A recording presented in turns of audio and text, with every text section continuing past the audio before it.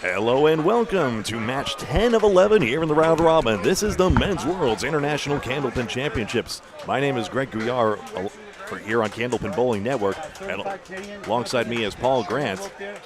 You see the divisional standings on your screen as we see this featured match between New England Flooring, currently in 7th place in the standings, but still with a chance of making it as they're only 5 points out of that 5th place marker. Outlaw Rides in 3rd place, seem to be entrenched there, but no time like the present as I need to turn the pin cams and we get set for match number 10 of 11. Spread Eagle, the star minus a 10 pin. And now here's the 1, 3, and 6 for Tim Hazer. Moncton, just a 2-2 cut. Hazer converts, and New England Flooring is on the board first. This is a critical matchup, Greg, here. Very big matchup for New England Flooring. They were out of it, it seemed like yesterday. They rallied down the stretch. They're 7-31-41. They're 5 behind Central Park Lanes, who we may see next on a flex schedule. We're not going to cover next. We find out what happens after this match. So it's number 7 New England Flooring, number 3 seed Outlaw Rides, who are 50-22. They have really a slim chance for number 2. They would need a lot of win outright and extra lose all 16. So pretty much locked in 3rd right now. Candlepin bowling, roll 3 balls, play the wood where it falls. Spares score the same 10 plus the value of this one for Hazer, which is just 5 on a high head pin hit. Moncton gets the 3. I'll let you take the call after this. Just wanted to get the intro out of the way. Yeah, thank you. Someone's buying a Candlepin for Cancer shirt, so helping the Candlepin for Cancer charity, $10. Thank you very much. Hazer a good cut on this one, but cannot convert. Adam Moncton will take 9. A treat to work with you, Greg. Great to be with you again this morning. 2 more days, today and tomorrow. Playoffs start later this afternoon after the second and final qualifying round. 1 of 3 matches here today. 3 tomorrow, starting 9 o'clock local time Atlantic, 8 o'clock Eastern, 9:30 for our great friends in Newfoundland. Second bowl is a 5. As Greg put the standings on the screen, you'll show it a couple of times again here and there. Exactly. It'll be like every other screen, so. Grady Wood for Outlaw Rides on the right. And Mr. 200, I call him Mr. Salona. Mike Salona. Out of Central Park Lanes, East Boston, Mass. Got a 200 there a couple years ago. Last one to get the one at Central Park Lanes.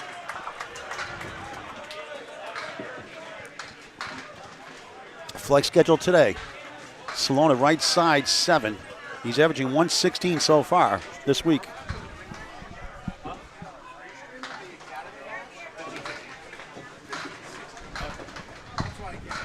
Salona trying to pick up the 127. He got inside. Grady Wood averaging 122 in a fine week. That's tied for 3rd best average of the team as he gets a 9 to start his match. Sorry, I had to explain to Jack Bear again. Sorry. That's okay. Sorry, Academy, you're too good. We'll probably see you later. A 9 for Mike Sloan. Yeah, we looked at the schedule last night. We could have covered Academy and their match with Bears Road, Bolorama. We may get Bolorama later on. Academy pretty much is number 1 locked up, other than if they lose here a match and the extra sweeps them pretty much. Diamond left there for Grady Wood. Salona finds the pocket, trying to get a strike. It almost went. 9 left up, Wood in front. Bears Row, Bolorama in the running. They're 6th. They're 4 out of 1st behind Central Park Lanes out of East Boston, Mass. We might be seeing them next, too. There it is. There's the cover. Spare for them. New England Flooring trying to make a run for the playoffs. They still have a chance. Grady Wood gets 2 9s to start his match. Outlaw Rides trying to get the win. New England Flooring needs it more than they do. But Outlaw Rides trying to stay in that 3rd spot to stay on the right side of the room. So the playoffs work. There's 2 divisions of 12 teams. Each division 1 gets a 2-round bye to the semifinals. Spots 2 and 3 stay in the same room and will cross over. The other 4 and 5 will cross over to this side of the house. Same thing on the other side. 2 and 3 stay on their side. 4 and 5 cross over to the other side of the house. So it'll be 2 versus 5, 3 versus 4. Brandon Romart having a great week.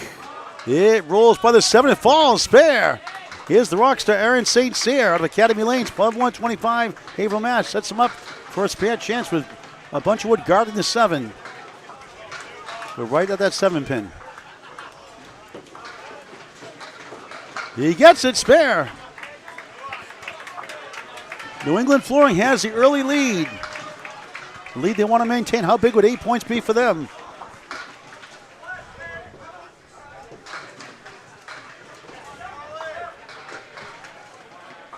Brandon Romart averaging 120. Aaron St. Cyr 112, below his average, but doesn't matter. It's how you finish sometimes, not how you start.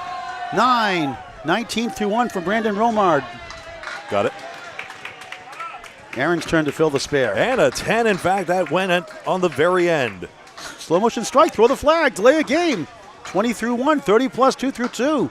St. Cyr, a 6-pack, check his ID. 14 through 1. And that's a big gain for Outlaw Rides on the spot.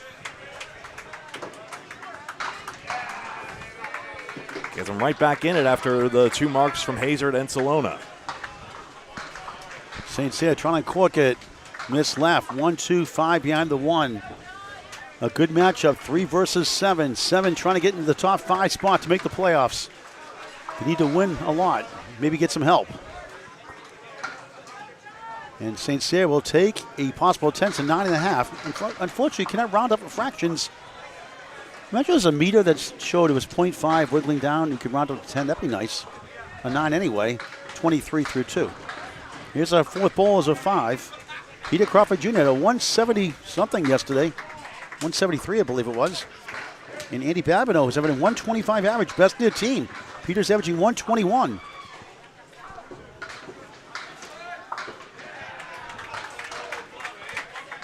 Outlaw Rides out of Riverview. 2, 4, 6, 10 right.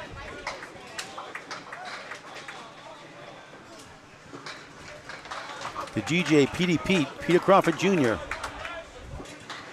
Blast the pocket, 2 perfect, spread eagle, frustrating shot.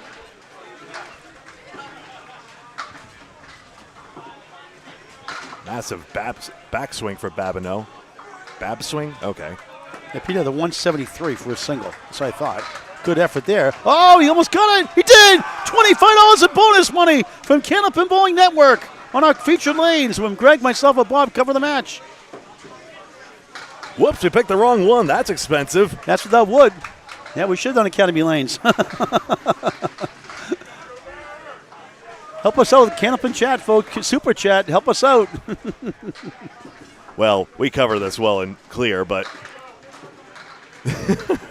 there we go. $25 in celebration of 5,000 subscribers and followers on YouTube and Facebook. Babbo 9.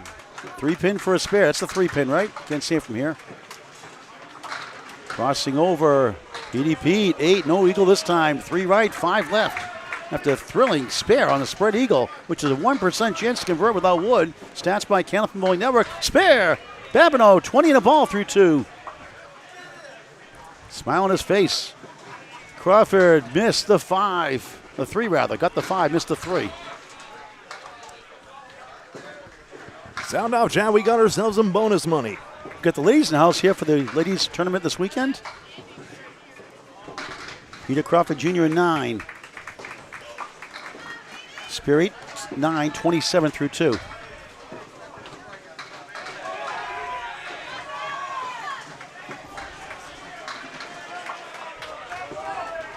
Peter Pete's all pumped up for that one. New England Flooring trying to make some noise here. Yeah, not focused on the money right now. He's focused on the match. Absolutely. 94-87. They're up 7 right now, but Donald Mark, a virtual tie. Here's Calvin Locke. Threw a 206 here 2 years ago in the singles knockout. Watch that clip, the second part of it on Candlepin Bowling Network on YouTube. It's a nice ball. It's going to be 7, maybe 8, maybe 9, maybe 10. Let's see. Wiggling 2, falls down. The 8 wants to. It's hobbling. It won't. Meanwhile, Mark Ritchie, the co-owner of Riverwalk Lanes, the world record over 3 strings of 519, has the head pin only for a spare. Locke missed it. Roadblock. Ritchie Missed his. It happens. Single pins are made the majority of the time, but it's not nearly the, say, 95% rate at the PBA. Calvin, a 2-for-1 special, doesn't convert. That's just the difficulty of Candlepin, to be abundantly clear. And Mark Ritchie misses 2 also. Well, they missed out in the sale. 2-for-1 special. And that's rare. And this is the thing as we sit here in the DJ booth, Fairlanes Bowling Center in Moncton, New Brunswick. We sit towering over here and just think, oh, it's just a puny little pin. But when you're down in the lanes and that thing is 60 feet, okay, 20 meters away, that's a tiny little toothpick with a small little marble in your hand. It is tough, especially with the pressure of the situation. Diamond left side for lock. These only go about 1 in 4 times. Richie, maybe you should get some pointers from Crawford on this one. Spread eagle minus. Spread eagle bonus is not eligible here because it's not a true spread eagle. I think they got the 9. They didn't want the Paul Grant special. Wood on the plate also invalidates the bonus money. Diamond only cut half. Richie, the clip wing eagle. Try to go 2 and a 3. Chops out the 2, the object. Sorry, Greg, go ahead. That's a maxim he said many times on his former Bowling Show Classic Candlepins. Cut less into more. Calvin 10, 19 through 2. More pins to cause chaos on the other side. Mark Ritchie, 3 object hits. What's he get to show for it? A 7 box. Welcome to Candlepin Bowling. 16 through 2. In the first of 3 strings, round 10 of 11. Greg Gouillart has the update. 110 to 106 right now. 1 bonus extra for Outlaw Rides. As if. To our new viewers, remember to keep an eye on the yellow numbers and the Canadian smudges to the right of the scoreboard. That helps contextualize the lead. In this case, Outlaw Rides can arguably say they're in the lead. With that extra strike by Brandon Romar. Tim Hazer from Western Massachusetts on the 2-8. Had a spare 5-10 start. Adam Melanson 10 and the 9 for Outlaw Rides. Right side, steals 7. 1-2-4 chance. Marks are 4-2 for New England Flooring in that last, 4-3, sorry. That makes more sense. Hazer just wide on the half Worcester. Fills a 5 and 4 and 8 on the spares we've seen already for New England Flooring. Romar has a 20 box, and Melanson gets a spare. Versus the 9 box to his right. 3 marks to 1. United States and Canada once again an international showdown. Will we have another one like this, like we had 2 years ago when Fenway Academy and A-Plus Accounting went head-to-head? Last year, it was Academy Lanes over Fenway Academy. Hazer, the bucket in Canada, they call it the bucket shot. Adam Melanson crossing over. 2 pins standing in the middle. Right is the 3, wobbling 9, the 10. Wood gives him a chance. Next match, our final round robin before the playoffs later this afternoon will be flexed. We won't know who we're going to cover to the end. Try to backdoor, it almost did. 3 and the 6 for Tim Hazer. Luxury to have him in the leadoff spot. Set the tone for this team. He's done quite well. The 9 won't go as the Wood rolls behind and in front. Hazer, a 9. Runner up the Easter Classic last year. Make that. Gets the 10 in slow motion. 4-4-4, 44 through 4.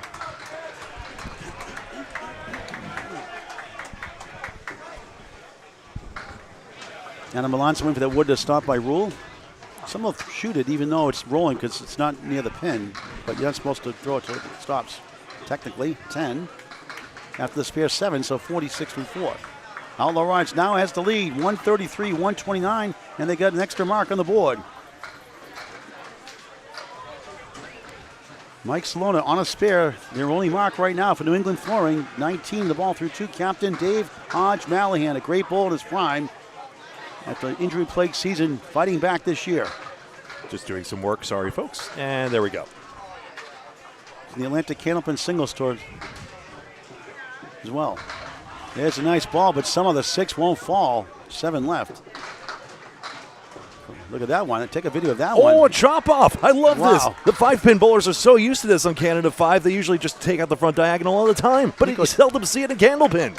Take a video of that, Nico.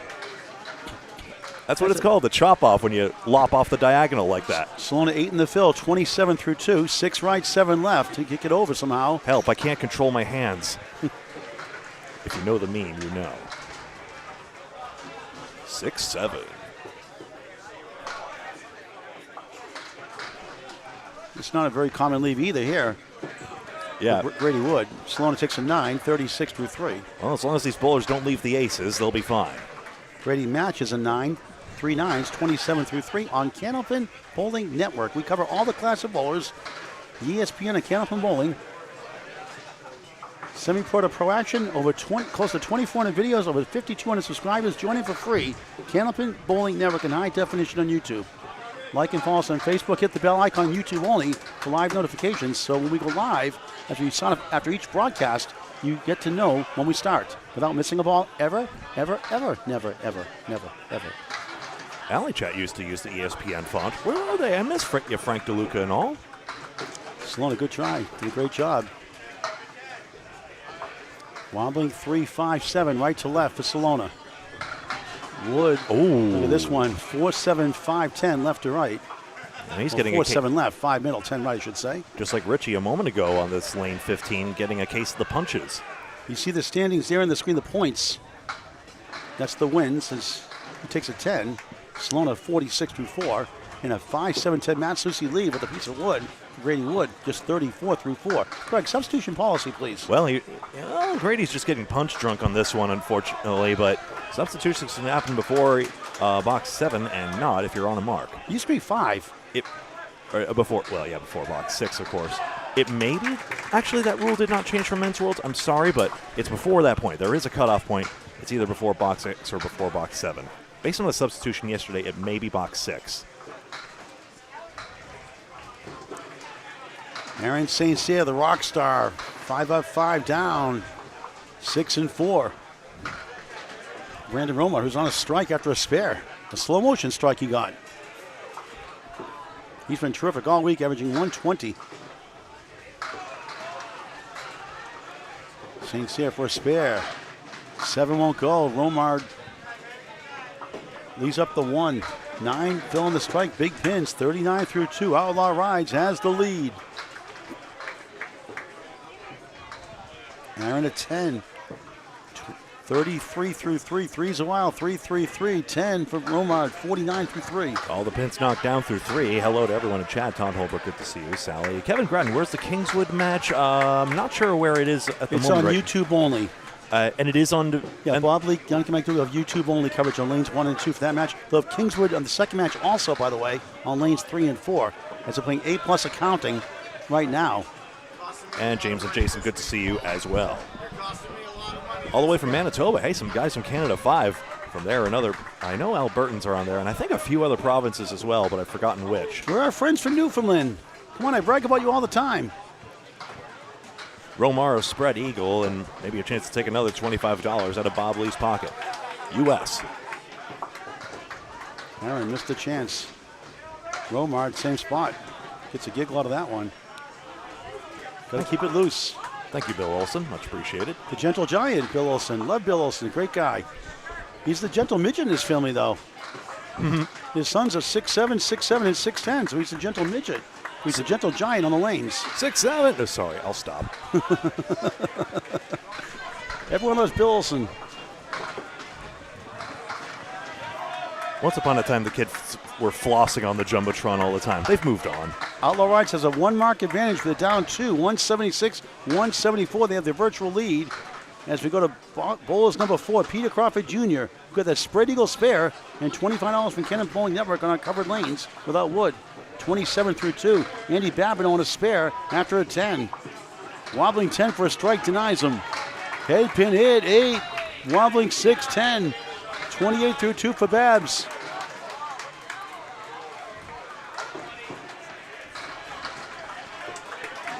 Yellow bricks indicate headpin hits, red bricks indicate headpin splits. The DJ scratches it down. 37 the ball through 3, a spare to match. Andy Babineau, 2 in a row, perfect start. 38 in the ball through 3 on Candlepin Bowling Network.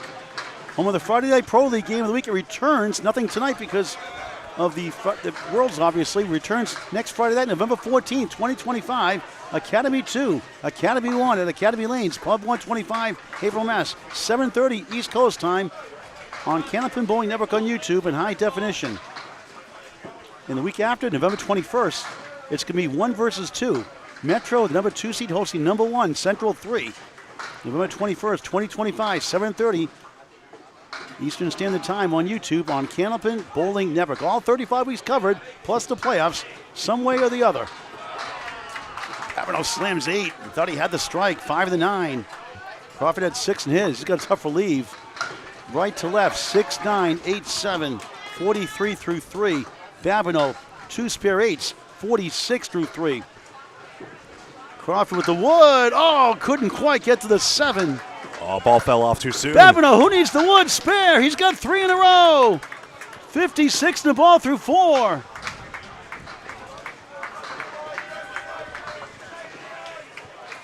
Outlaw Rides has the lead. Crawford Jr. in 9, 52 through 4. Good start for him. Outlaw Rides up 9 plus a mark.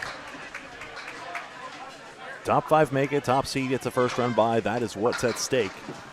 New England Flooring still just 5 points out. Cavalier has a high triple of 5:14. He's on the left. Mark Ritchie's on the right. He's got the world record for 5:19 for 3 strings. The yellow shirts of Central Park Lanes will pop up next door as well. New England Flooring very interested in how they come on. Very interesting. Artie Johnson, Rona Martin's laughing. Greg's like, huh? Lock in the pocket, 8. 2 wiggling, 5 to the right. 1, 3, 6, 10. 4 horseman right for Mark Ritchie. A great teacher of the game. Fundamentally sound. For a spare. No. Lock? No either. Each missed a single pin on for a spare in the head pin last time. That's strange. Often you see 2 9 drops, a head pin standing side by side, and both missed for 9 for a spare or a 10. That time Calvin at 10, Mark at 9. A surprising start for the Anchors, to be sure. Alvin's had his chances. He's probably getting the better of it. Outlaw Rides up 10 plus a ball. And he is gaining 4 pins against his counterpart, so there is that. A big match over on left side. Kingswood taking on Maria Subs, and then later on, Kingswood taking on A+ Accounting on lanes 3 and 4. Bob Lee, Duncan MacDougall have that coverage. Pinning basically even at this early stage. We keep an eye on it like we really were during A+ versus Maria Subs. Bucket plus the 7 for Ritchie. Locke finds the pocket, slices 7. Wood in front and to the right of the 2. 8 behind that, 7 left. It's a lumber yard.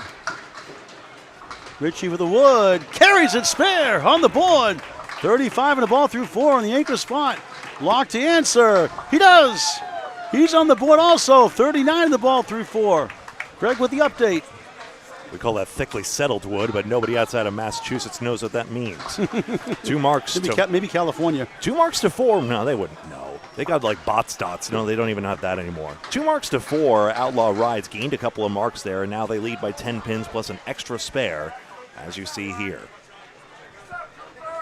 Who will be the top 5? Who will get a first round bye? Stay tuned later this afternoon to find out. Calvin Locke did his job, as did Mark Ritchie. Top of the order, Adam Melanson had a spare 7 in the third. Right now, 46 through 4, dealing with the 4 horsemen.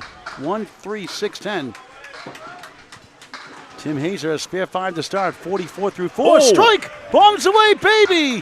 54 plus 2 at the half. Melanson wraps around the 6. Now it's 2 marks to 1 now for New England Flooring. A correction, Outlaw Rides. It's 2 apiece now, right? 2 aside. Outlaw Rides still with the advantage because the pins are going on the board now. 9 for Melanson, 55 half. 5's a wow, 5, 5, 5, 55 through 5. And now you see why the lead disappears when the box count isn't even.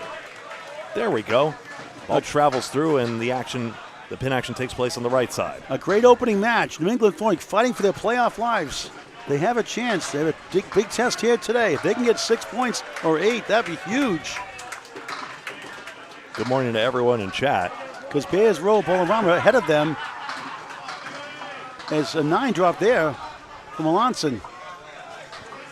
They could get in if Academy takes care of business, which they've been killing everybody. Academy Lanes only has 1 string. 72 and 2, that's sick. Only a double immediately takes care of the lead, not here. Hazer 5 middle, 8 left, Wood sticking around. Melanson spare. He gets his second spare. 65 and the ball through 6 in the leadoff spot. Hazer's on a strike. Basically a must respond at this early stage. Sure, you got that hammer, but now what? Outlaw Rides still throwing marks. Big 20 chance here. It is 64 through 5, 74 and a ball through 6 for Tim Hazard. Pay attention to Tim Hazard. He is one of the strongest bowlers, shrouded only because of his Western Mass location, and therefore we don't get to see a lot of him. New England Flooring takes a 1-pin lead with it down 3 spares to 2. Do not sleep on Winnicott. Grady Wood after a slow start, 34 through 4, 3 nines, a 7, trying to fight back. That's a 5 drop.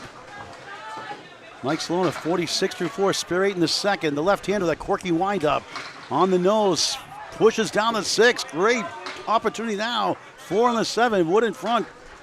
One of the other Tims that dominated that won the ICBA 2 years ago, Tim Susi, is for Central Park Lanes. Grady 1 on the 7. Now a chance to get 3 marks apiece for Mr. 200, Mike Salona, out of Central Park Lanes, East Boston, Mass. Chucky's house, but he missed the chance. No, that's a blundered plank there, unfortunately. Wide right. Grady Wood field goal for an 8, just 42 at the half. Will he stay in? Easy for me to say. I wouldn't want to shoot at that plank myself. And that's a Paul Grant special. Missed the second, make the third for Mike Salona. The good news, he gains 2 pins, 56 at the half. I still viscerally remember the last plank I blundered at Ryan's Millis, and that was months ago. It just eats away at you. You're just like, I knew I could have. I knew I could have. I know. Been there, done it so many times. It was right there. It was even in the middle of the lane in my case. It's like a layup. It's so easy. You blow the layup sometimes, the slam dunk. But again, the pressure of worlds. That matters. 4-2 washout for Grady. Salona right back with 8.5. Oh, that's a big break. The 7 falls. Getting rid of the goalposts. Clean shot the 10. Forget about the Wood. Grady Wood. Look at this one. 1-7, 6-10 right. Momentum right now on New England Flooring side in a sense. They're up 3 right now. Coming to this box. Down a mark. Salona can make it 3 apiece again. This time he gets it. Spare.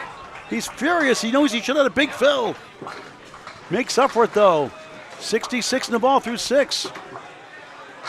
Wood an 8. Back-to-back 8s. 50 through 6 on Candlepin Bowling Network. Yep, no 10 boxes yet for Wood, so we keep an eye on the pinning there. But like I said, overall in the match, I believe it's still even. Actually, now it's 6 in favor of New England Flooring. 5-pin lead for New England Flooring. They have the lead by 5. 3 spares for each side. Which means the lead is literally the New England Flooring pinning at this early stage. Brandon Romard, pockets 8 maybe. Maybe 9, maybe 10. It's 9. 3-pin for a spare. He had a spare strike 9 to start. 55 through 4. Aaron St. Cyr, spare 4 to start. 43 through 4. Chance, 1 of the 2. He missed one early in the 1-3. Oh, the Wood, wrong piece. He knows it. Should have gone right for that pin. He was trying to do that, obviously. Muttering to himself. It happens. That's that 60 half, but it's never enough for these guys, especially knowing the firepower on the other side. St. Cyr, spare. They have 4 marks to 3 in the lead. 53 in the ball through 5. New England Flooring making a statement here in the first. Roll out of 10, 65 at the half, and that's a Paul Grant special. Missed the second, make the third. Never a good time for that unless you win. Good to see you. Already 200 of you at this very early morning hour. He's got a 3-2 split. Unbelievable. Some of you commuting to work in 8:28 Eastern time. Share with your friends and family, too, please. Invite your friends to bowl. Candlepin Bowling. It's unbelievable for any age. St. Cyr in the pocket. Rolls 8-9. Looked like a thin hit. He'll take that one. 62 half. Romar trying to kick it over. Good try. Maybe some of you forgot this is Atlantic time in New Brunswick. We'll see a lot more of you soon, I'm very, very sure. And half an hour later in Newfoundland in the future. Soon the playoffs will begin. That'll be the 3rd match of the day, effectively. St. Cyr with the Wood, buries it, back-to-back, 3 in the string, 72 in the ball through 6. New England Flooring pushing for the playoffs. New England Flooring has their last 3 marks, 1 from Salona, 2 from St. Cyr. Romar 9, 74 through 6. What a battle. Opposite a 4-box Mark Drought from Outlaw Rides. New England Flooring opens up a 15-pin lead. They've got 4 spares. Outlaw Rides has 3. Fourth bowl is Andy Babineau, 3 spares in a row. A perfect start, 10. Spare 8, spare 8, spare. The Bab swing has been delivering. Outlaw Rides could use some help. And look at that, the 1-5 center West. That's a youch. Put in the dictionary, Webster. Yikes and ouch combined. Y-O-U-C-H. That's just wrong. Youch! On the plus side, Andy is dialed in. Two fill, 58 through 4. Profit triangle, 4 middle, 7 left, 8 right, 45% conversion rate without wood for Class A bowlers. Stats by Candlepin Bowling Network, and a great bid there for Babs. He almost got it. Triangles are a coin flip, essentially. Crawford, spare! That spread eagle he made without wood for a spare. Got him going. And Babineau, great second ball. That 1-5 center Worcester gets a 9. 67 half. So important, and now New England flooring with all the marks open. Fives a while. Spare, spare, spare, spare, spare for all 5 bowlers. That looks good, doesn't it? 2 spares for Outlaw Rides. So what looks like a 2-mark advantage could be as much as 5. Babineau locked in on lane 16 at Fairlanes, and Moncton, who runs with Canada. Left side, 4. Roll down the description for complete tournament information. We'll try and recite it as often as possible. Peter Crawford likes the odd boxes on spares. 1 in the first, third, fifth. That he gets a 2 fill. Return the favor to Andy Babineau. 64 half. 1 in 5 chance to convert. Stats by Candlepin Bowling Network. What a try. Bab, 2 great cut shots on his second ball off the miserable leaves. Almost got the spare. The pins always have their own opinion at the end of the day. Crawford, nice bounce back in that second ball. 1 on the 8. Every pin counts. You never know. Andy a 10. 77 through 6. PDP to 10. 74 through 6. Let's pause. 8.9 seconds for station ID from Greg Gouillart. Hi, this is Candlepin Bowling Network on Facebook and YouTube. Big favor, if you're logged in, only if you're logged in, please hit the like button an odd number of times preferably, so that you like the video. That way it gets it a little more out there on the algorithm, and more people see that the Men's International Candlepin Championships are on. Either way, we greatly appreciate your support, even though that wasn't 8 seconds remotely. That's okay. We've had time stored up in the bank like soccer games. Or their rollover. Untimed downs. Their rollover seconds. They're perfectly fine. That's right. Absolutely. I'm not picky like that. I just like to have fun with the time with you. Calvin Locke, 1, 2, 4, 6, 10 right. Spare 5, 4, 4, 4, 44 through 4. Mark Ritchie, a 6 fill, 41 through 4 for another one, 2 full. Such an accurate bowler. As is Calvin Locke, who doinks it, going skee ball for the 50, 100 points. Got greedy, trying to go for the 3, gets none for a 7, 51 at the half. Ritchie gains with a 9, 50 half. What's the penny difference, Greg, here? I'll get to that later. I want to make a point here. Like, we have Mark Ritchie, one of the great teachers in the game, and Calvin Locke, one of the great prodigies out of the Atlantic Youth Bowling Program. I think the best news I've gotten out of this week is the fact that the AYB program is restarting in some capacity after COVID-19 roiled it. Yes. Essentially, it's been inactive. So those blue pennants you can see poking out from under the telescores, especially top right there, have the names of many bowlers, including many you see in today's game and in today's international tournaments. Much like Candlepin New Gen provided a lot of United States talent as well. So to see that now back in effect is very heartening to see at a time when Candlepin is concerned about its future. We got to meet Ashley Frizzell last night, a former youth champion. We'll do a feature on Candlepin chat for her during the week. I see her 2008 banner hanging proudly right here in Moncton. She's got a few. Badges of pride there, whether you're in Fredericton, whether you're in Nova Scotia.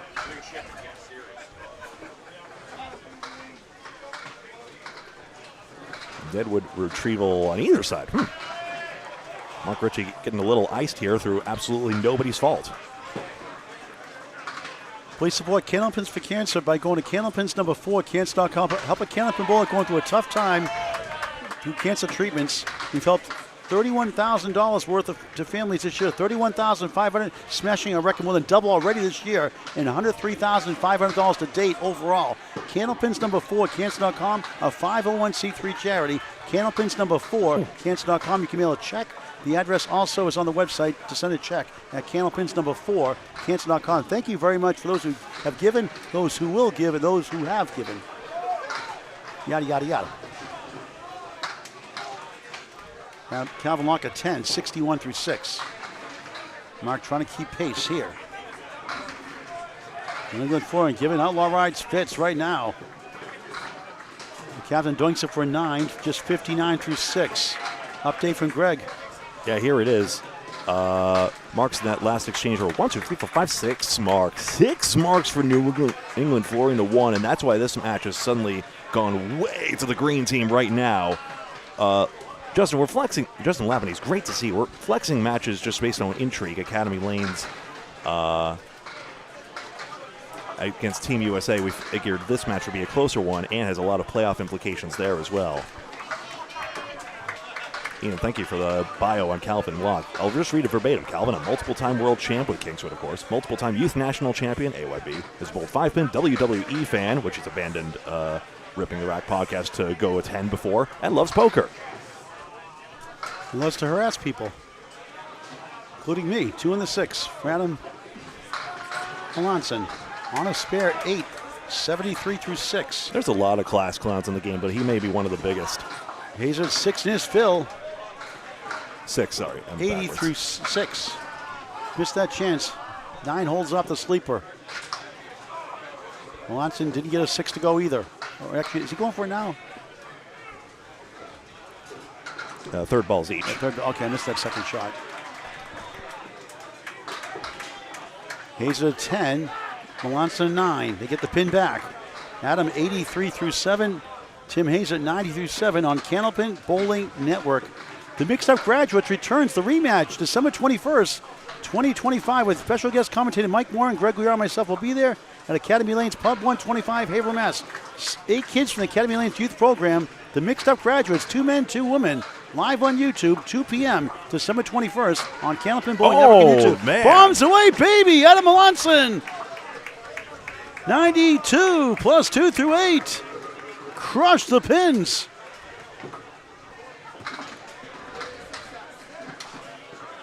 Hazer on the 2, the 3, got 1. Try to get 3 here. Much needed mark. A great first match. So many matches. We've been blessed with so many great matches this week, Greg. Including one we got steered to by accident by a lane breakdown. And the ones that have been close have been clinics most of the time. It's really blown a big string. Like Hazer 8, 98, 98 through 8. Greg. We would have never picked Kingswood and Grafham Flooring, 2 great teams, but there's an imbalance there. And yet, Grafham Flooring, who was not supposed to take points, did end up only taking 1, but every single match was compelling, and it shows you these guys belong. 15-pin lead for New England Foreign, 369, 354. 2 spares for them, 1 strike for Outlaw Rides. That doesn't strictly negate the relegation or roster contraction talks, and everyone wants the best of the best to get out there, and there's a complicated political question of whether either should be implemented at some point as well, but obviously on this one I have to talk out of both sides of my mouth. I'm not a direct stakeholder in this, just other than the fact that we all want to see the best of the best here, but I'll tell you, for a match that was supposedly supposed to be a blowout, it was a very pleasant surprise. So you tie a 10-pin win like a 13-pin win, something like that. Grady Woods committed down the stretch. Salona misplaced the wood, I guess. 8 in the fill, 74 through 6. Grady Wood gets the spare. Engine number 2 gets going. 16 of ball through 7 on the board. Salona at 10. 84 through 7, his 3rd mark in the last 4. Third 10 in the last 4, I should say. Tough for the right to left bowler. He had to get that somehow in the 1-2, or he played it on the outside, in fact. We'll try and update as best as possible. Obviously, Paul will be a very interested roving reporter. In our middle string, and maybe the 3rd too. We'll see. I missed that. With the 7-pin plucked? It's a reset. Reset. It fell out. Yeah. I was going to say, I didn't see Weeper terribly upset about that. Otherwise, he'd be weeping. Well, kind of explains his nickname. 387, 364. New England Flooring trying to get the first 2 points. Points they need for the push of the playoffs. Remember, they are 7th place, only 5 behind Central Park Lanes. And 1 behind Bayers Road Bowl-Around, who are bowling Academy Lanes next to us. Crossing over, does not lead to a king. Flops down the front to 3. 6 right, 9 left, 8 in the spare. Grady Woods, 68 through 7, 2 under par. Mike and I attended the same Metallica concert once. Salona 1, 2 in the 10. Your wife was heavy metal, huh? Coincidental. She sings it, right? I get laryngitis just listening to that. There's a proper way to do screamer vocals.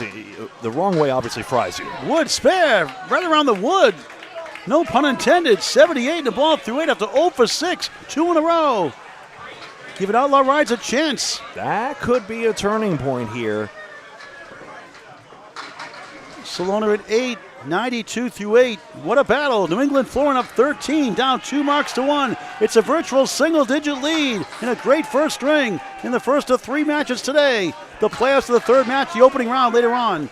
You see the TS on the back of Outlaw Rides. That's for the late Trevor Smith, a former singles champion here in the Worlds. And I think with Kingswood team as well, I need to check the trophy, but obviously a formidable bowler. They miss him, and he'll be a forever part of the roster. Aaron St. Cyr, the only mark on the board for New England Flooring. 72 to ball through 6 at a spare 4 is pinned well. 9, 10, 10, spare 9, spare 2 in a row. Would love to make the trifecta. Great basketball player, too. St. Cyr missed left. Slide 6, 1, 3, 7, 10. Try to split the uprights. Spare 9, spare 6, 78 through 6. Center diamond plus the 10 for Brandon Romard.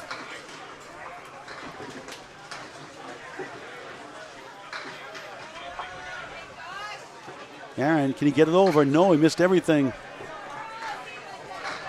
Romard uncut it, not quite.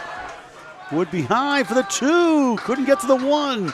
Hit it barely. A break for New England Flooring there. Aaron trying to get a couple here. Does for an 8. 86 through 7 in the first of 3. A gain for Outlaw Rides, a 10 for Brandon Romard. 84 through 7, his second 10, the last 3. 3 in the string. The lead is 17 for New England Flooring. They're down 2 marks to none. A strike and a spare. It's close to a virtual tie. Only fitting.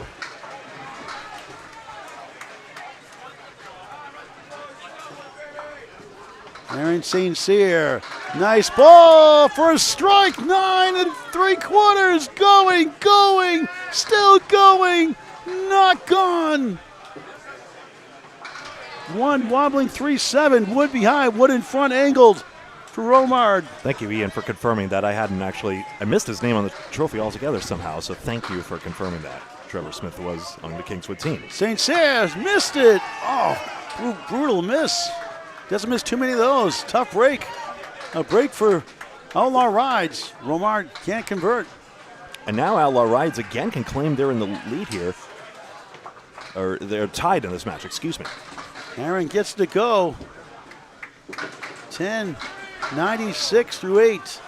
Yep. Brandon 9, 93 through 8. What a great first string, Greg. We had a lot of those this week. Just in those last 3 pairs of boxes, that's 3 marks to none for Outlaw Rides. That's why the match is tipping right on back. 18-pin lead for New England Flooring, 419, 401. A strike and a spare for the lead-up 2 bowlers for Outlaw Rides. And you asked me earlier, pinning is 5 in favor of New England Flooring, but Outlaw Rides is doing better, averaging 0.7 more on their fills. Crawford too far left, just 3. On the crossover, Andy Babineau, check right, 5 middle to the right of the 5, 3, 6, 10. Crawford, good second ball, it's gone, spare. Babineau missed right, 3 right, 5 left. Furious, he didn't make that shot. New England Flooring stabilizes, and now they're back in front. Crawford 84 on a ball through 7. Babineau a 9. 86 through 7 on Candlepin Bowling Network. Please hit that subscribe button. It's free. For live notifications after you subscribe, hit the bell icon so you get notified once right away when we start live. Tell your friends, tell your family. All these videos you can watch on YouTube always on Candlepin Bowling Network. Crawford, right side, takes out the 4. 1, 2, 7, 9, 10. Spare 5. 89 through 7 in the first of 3. First of 3 matches today, including the opening round playoffs last today. Dab takes the 9 behind the 3. It's the 1, 3 in front, 4, 7 left. Lanes 15 and 16 here. Crawford trying to cut it over. What a try. Couldn't get to the East Coast. Babineau, what a try. The Wood tips the 4, but not the 7.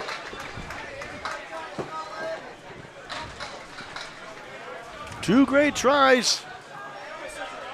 2 great bowlers. In last year's singles, Andy Babineau was the second highest qualifier with a 644. Only Josh Daly had more. PDP 9, 98. 98 through 8. A 10 for Babs, 96 through 8. The lead is 23 for New England Flooring. They're down a strike and a spare. They've got no marks for themselves. The anchors come up now. Mark Ritchie, 59 through 6. Calvin Locke, 2 better. Each of a spare. Mark Ritchie has a singles championship in 2013 when he defeated Brian Mayer in the finals. Calvin Locke, a 2-time almost. Sorry. Mark Ritchie on the head pin. Strike! Rolls the 6-10 last. Domino's delivers. Locke in the pocket, splits. The 4 gets rearranged. Look at that one. 2, 4.5 in the 7, you could say. 6 right. And Calvin Locke was also a high qualifier in this year's singles as well. Canadian-American battle here. Locke too far left. What a ball he threw. If then it turned a little more, he absolutely could have snapped that 2 into the 6. That 2 is 9 and 9/10 down. And look at him. He's disappointed. He knows he was capable. Ski ball shot going to 50, 100 points, 0 points for an 8. Under par, 69 through 7 in the first of 3. The first of 3 matches, 2 qualifying rounds. The opening round playoffs around 4 p.m., give or take, this afternoon. Mark Ritchie, 69 the ball through 7, second spare. How'd that pin shrapnel get there, pray tell? Wait a second. Did he really just... No way, did he?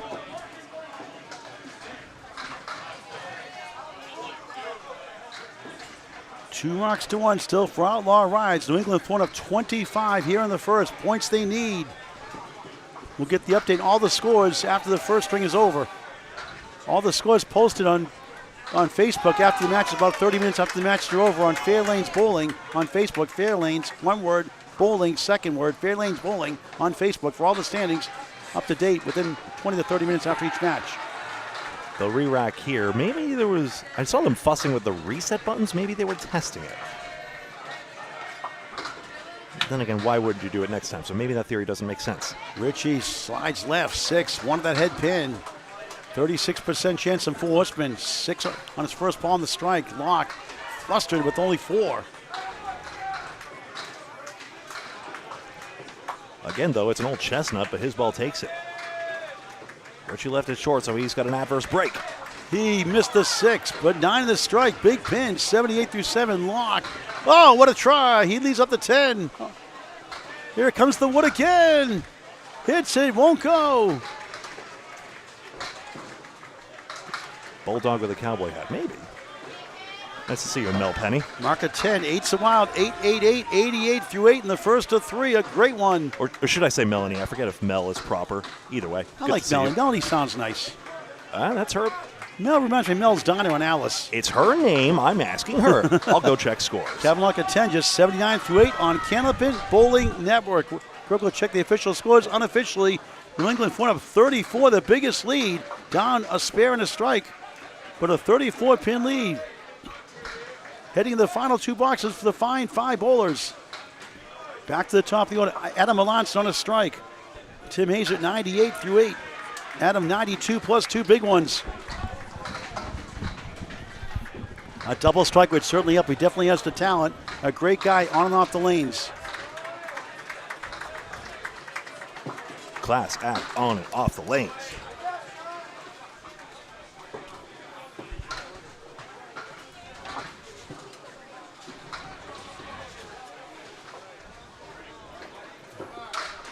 Scores confirmed. 34-pin lead for New England Flooring. It was 3 marks to 2 for Outlaw Rides in that, so getting those marks from Crawford and Ritchie turned it back. Outlaw Rides, again, objects in mirror are closer than they appear, but still 34 pins. 2 marks can't realistically make it up on their own. Just once, so they have a comfortable lead against Bears Row Bowl-A-Rama. Great news for New England Flooring. They can take care of business. And Spike's Chimney still in the running, 28 points, 8 out of 5th place. Have a chance. Adam Melanson, 4 in the 10. Can he slide that wood over to the left? He does! Wow, what a shot for a spare! All pumped up. Big 20, 102 through 8, 112 and a ball in the 9th. Second 20 box for Outlaw Rides. Tim Hazer does have 1, but Outlaw Rides are feeling their marks stronger. That could be a factor. Hazer 2 in the 10, trying to get at least 1. And does for a 9. 107 through 9. 9 blocks to go before the middle string. The lead is down to 23 for New England Flooring. They're down 2 spares to none. Outlaw Rides can cut it to single digits, potentially. Yep. New England Flooring making that fill shortfall up in the pinning, interestingly. So Outlaw Rides better filling, New England Flooring's better pinning. And a Youch, a spread eagle plus the 9 beyond the 3. That's just wrong. And now that crashes for Outlaw Rides, so New England Flooring looking great for now. 115 through 9. Sloan 6-10 right, 7 up. That wood is angled decently behind that 6-pin. That can roll perfectly to the West Coast first pair. Outlaw Rides right now is 1 mark to none. Moncton trying to go 3 into 4. He does, and he almost got it. 3 of the 9 survive. Great effort. Depending how warm it is in the building, interesting, Danielle. We're trying to theorize why the pinfall is down on the left side, and that could be a theory. So close to the 7. Wow, that really rolled over the 8, almost the 7.5 spot for Hazer. Moncton drills those 2 pins, by the way. That's interesting. That was double wood. That was not easy. Tim at 10, 117 opening strength for New England Flooring. It's only easy when you're not aiming at it. What did Moncton get that last box in the string? He got a 10. What was string? 125. Good string. 125. Worked out very well despite 5 splits. 20 pin lead for New England Flooring. 1 spare for Outlaw Rides. None for NEF. Now Jason Melanson likes it. But yeah, lanes 1 through 12 are closer to the door. Maybe the chillier temperatures are causing the pins to move less because average pinfalls are higher in the right division. Grady Wood 2 spares in a row to go 0 for 6 without a 10 box. 3 9s, a 7, 2 8, spare 8, spare. 78 in the ball through 8. Slings it left, 6. 1 3 in front, 4 7 left. 84 through 8. It's down to 14. Now no marks on the board. New England pouring up 2 touchdowns plus the extra points. Mr. 2 on Mike Salona. Good ball, but splits 3 and 1. We don't usually have. Go ahead. We don't usually have the inside scoop on this, but we know offhand that the pin plate treatments here are just set once at the beginning. So maybe now that the silicone isn't put down, the pin conditions may be tightening up. Great try by Salona. Couldn't reach the 6. 3 and the 7 for Wood. He takes a 9 after the spare 6 and spare 8 before that. 93 through 9. A great first string. 2 more to go. Salona gets a gain with a 10. 102 through 9. Second 10, the last 3. Head back to back in the 4th and 5th.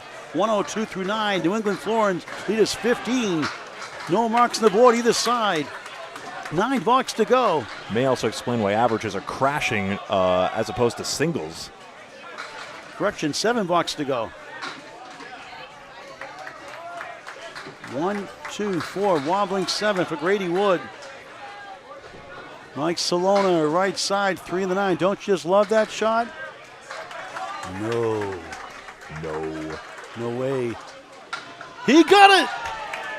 3 out of 4. Grady Wood coming up big time down the stretch. 103 and a ball in the 10th. He made that shot before. This time, scorpion tail kick takes out the head pin. 1 in 5 chance for Salona. Can he get it? He does! Wow, clutch shot. Look at him all fired up.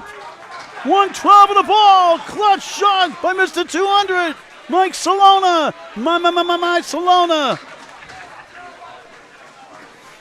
Maintain a 15-pin lead. And they could be 2 points behind.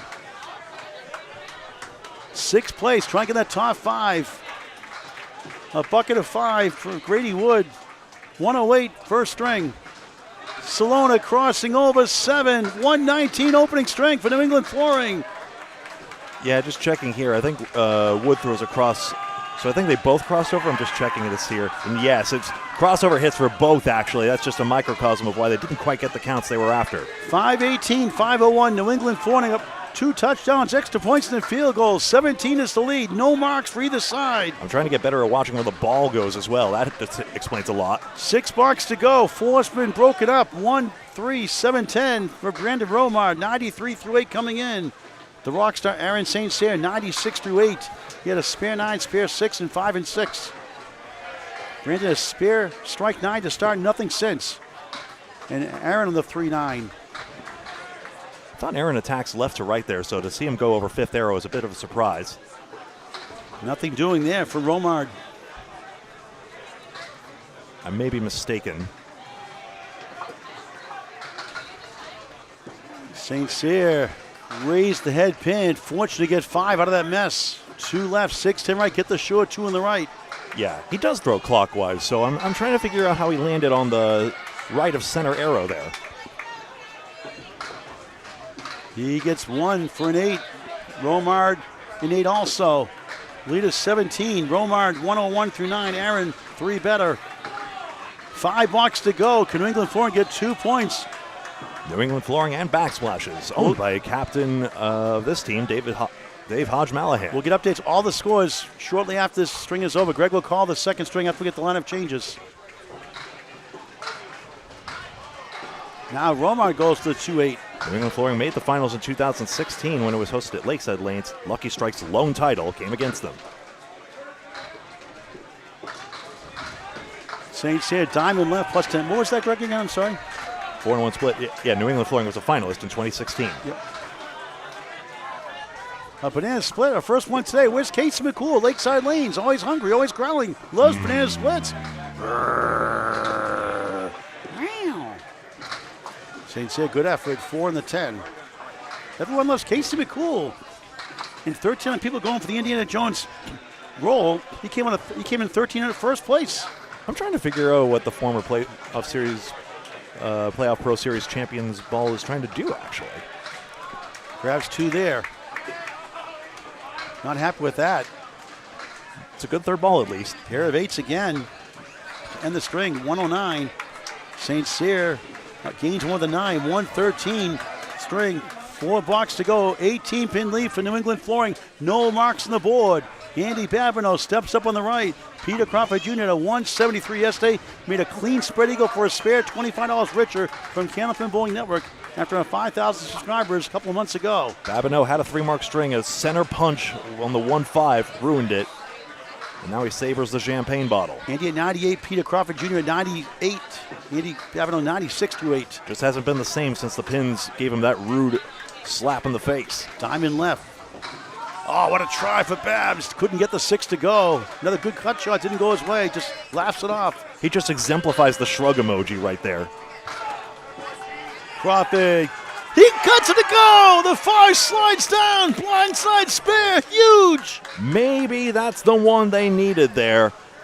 Big Crawford Jr. with a great diamond conversion. A sidewall kick took the 4 out. The emotional leader of their team for sure. 108 in the ball in the 9th. That was huge. Though I'm reminded of how amped Salona got on that spare 7 he had on the Bombs end. away, baby. Strike for Babs. 115. Right back at it. Plus 2 in the 10th. Crawford the bonus. It's a good ball. It's 7. 3-6 right, 4 left. 115 through 9. We had a double strike thrown on command in the left division. I wonder if there's similar magic here. Outlaw Rides may be about to need it. PDP sends it over. Wow! Nico highlight reel. Back to back. May have saved the first 2 points. Clutch. 125 and a ball in the 10th. Wow!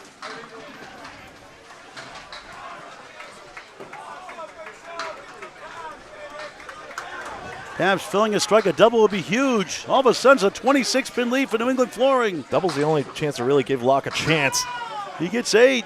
4 left. Wobbling 8 to the right. Or Locke could throw one himself. He's trying to get to 125, his average this week. And Crawford needs this fill. Crawford, spread eagle. If only could throw another ball. This string is over. Throw it anyway, Peter, for the heck of it. 129 string. 31 his last 2 at a good time. All scores unofficial, but we're paying as much attention as possible. Babin 8 in the strike, 123 first string, 2 blocks to go. Let's get the update from Greg. Yeah, 22 pins. Babineau could have cut that to 20 with that last ball. Instead now, Calvin Locke looks as though he's going to need a couple marks. If he does, Richie throwing 9 boxes opposite him would allow a tie with, say, a spare strike spare combo. Outlaw Rides can still nick a point here. Locke 5 up, 5 down. He's probably going to need a double to win this one. Richie trying to put it away. Rolls 7, 6, 10, 7 left. Won't be easy. Helicopter in flight. Everything needs to go right for Outlaw Rides, or it's pretty much 2 points for New England Flooring. Locke 2 full. In trouble now for the first 2 points. Good news for New England Flooring, but they want to get a cushion against the dangerous Outlaw Rides, the 3 seed. Richie, oh, wow! A 3-ball spare. The ball hit the 7. The wood took care of the 6-10. Nico highlight reel. Mark Ritchie, huge spare. That is, of course, in reference to Steve Kelly's YouTube channel, 3-Ball Spare. He appreciates you watching and tuning in. 98 in the ball of the ninth. Everything going New England Flooring's way. As Mr. Mark Ritchie makes the 6-10-7, as you see on the replay. And locked with now, New England Flooring has the first 2 points. Can they build a bigger lead? Ritchie, 6. 104 through 9. Had one of these earlier on a spare. It's mathematical. Locke can't get the 7 to go. He tried to get to 98. Only a spare 5. His fourth box is only Mark. Pinned well as usual. Only one is only bad box. All 9s and 10s the rest of the way. New England Flooring has life for the playoffs still. After a big finish yesterday. Ritchie grabs 1. Locke at 10. 98. 98. Disappointing. First. Now, Mark, I would think over the short 2 in this situation. You don't need the 10. He does. He gets the 9. 113 opening string. What a great first string, Greg. 591 to 563. We unofficially show. We'll confirm in just a second here and then get set for string number 2 of 3. Stand by. I'm going to confirm scores in just a moment. 591 to 563 is confirmed, I do believe. 591, 563. Yes, I did it. Okay. Welcome. This is the Men's World's International Candlepin Championships 2025 here at Fairlanes Bowling Center in Moncton, New Brunswick. Canada hosts the odd years. The United States hosts the even years. My name is Greg Gouillart alongside Paul Grant. We'll switch it around. No intermissions around here. We go straight into it. Tim Hazard and Adam Moncton will remain in to begin the second string of play.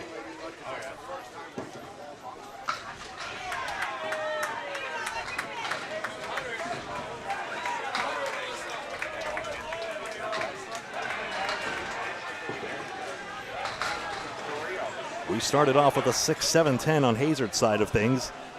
Adam Moncton got 8 pins against his leadoff man. Now thin through it, and he gets a diamond.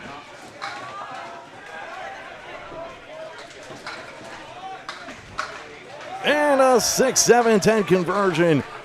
Yet again, a narrow 2-1 conversion made. No changes to any of the lineups. Moncton does not convert. So, to Susan's chagrin, the lineups will remain the same. Great to see you all in chat. Pleasure to interact with you as well as we bring you the premier men's Candlepin Championships.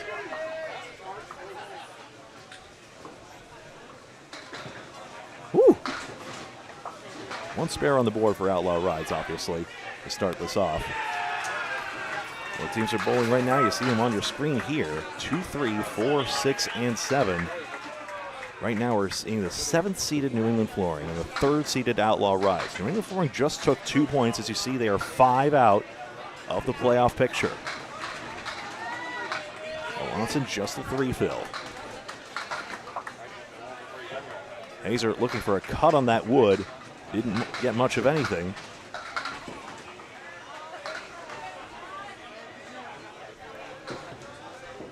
And the 2, 4, 5, and 10. Whoa, another cut shot nearly converted there. Hazard has to settle for 9, and Moncton will take a 9 as well. Some recalibration here, and then it'll be more set here on the back end.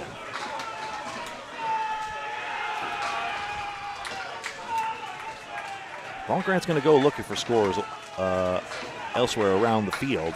I'm going to try and update the strings as best as I can. I think we'll be able to get that.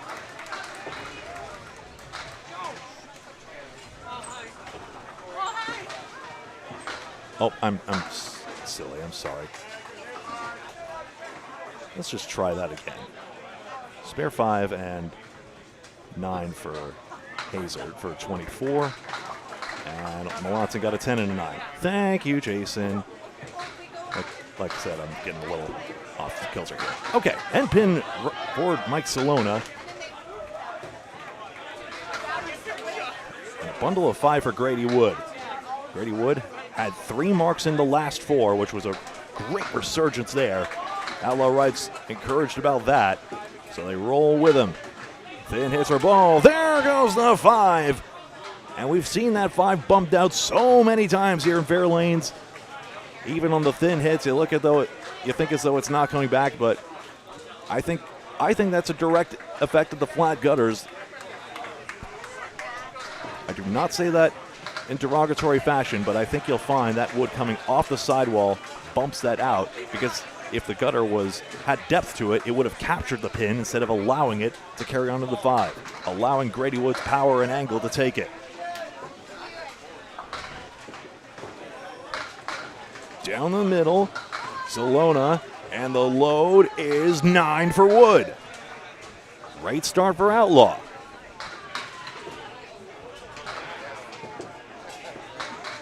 How about another eagle conversion? Crawford already showed us how. He's 25 USD richer. Wood's got 7 pin. Cross lane ball. Oh no, it deflected away. Ball then comes back, and unfortunately the single gets away. But he may be able to gain pins here. He's opposite of 5 box, and Outlaw Rides is going to basically gain a mark all told in this wacky frame. Score a 10. Even though the single was complicated by the now missing Wood. 29 for the pair for Wood.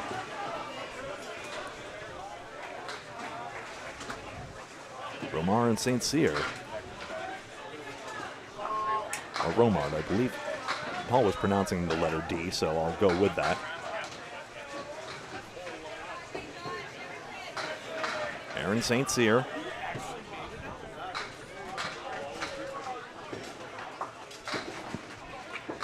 .113 previous. Into it. Across the face of it, leaves the 5-9-10. Romar's got a triangle.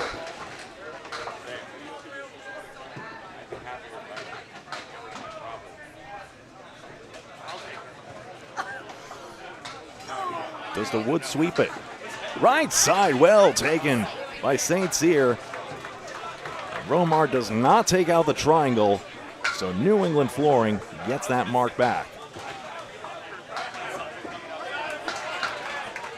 And there's a 9. Let's see where Aaron plays this one. Slight left to right ball. And it just keeps on going and playing on the right side of that wood. Allow it to take it. Lexi, good to see you.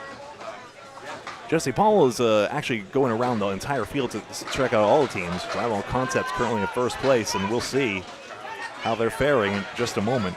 We may have to feature them if Fenway Academy gives them a run for it, maybe even Kingswood Bulletproof. St. Cyr, 9 on the fill, and another.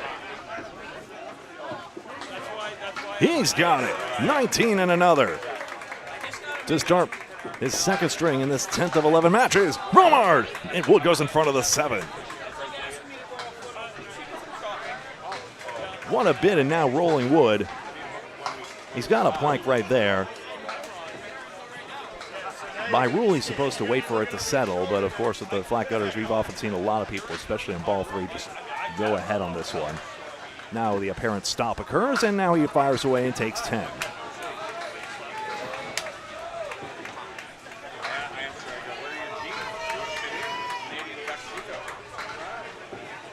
If the first round of playoffs takes place later, Tammy, we anticipate the start would be about 4 p.m. local time, Atlantic time, 3 p.m. Eastern, 2 p.m. Central, etc.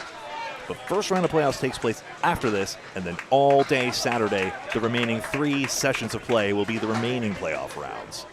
A+ currently in there just, but we are keeping a close eye on everything, including this Crawford strike, to see how it all shakes out. This match and 1 more remaining. Paul Grant is around in the field, and he's going to try and seek out some updates for us as well.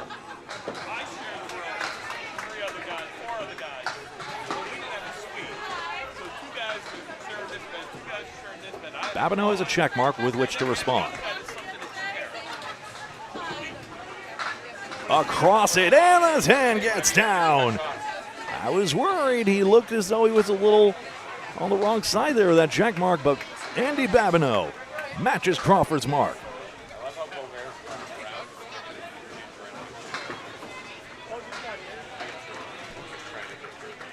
One pin, one extra strike for New England Flooring. This time Crawford gets on his crossover side and rings around for the 5.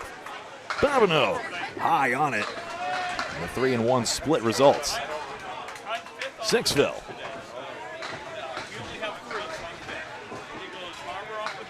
That ball again, Petey. A little further out this time. This time lands a little high on his object pin and he takes 8.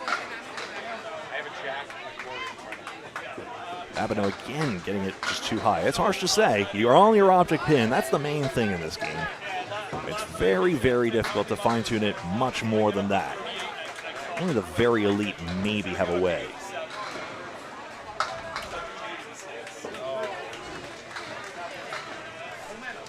Nice ball, babe. Sorry, Ian. I'm doing you dirty like that. I'm calling that out. Babs for Andy Babineau, of course. Just going to start noting in statistics here. So New England Flooring has their 2 points.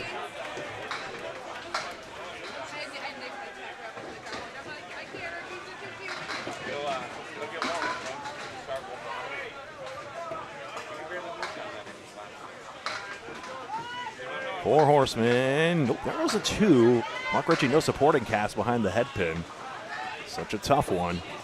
Head pin 4, 7, 8, 10. Locke has a better time of this. I think that 3-pinner takes 4, if you ask me.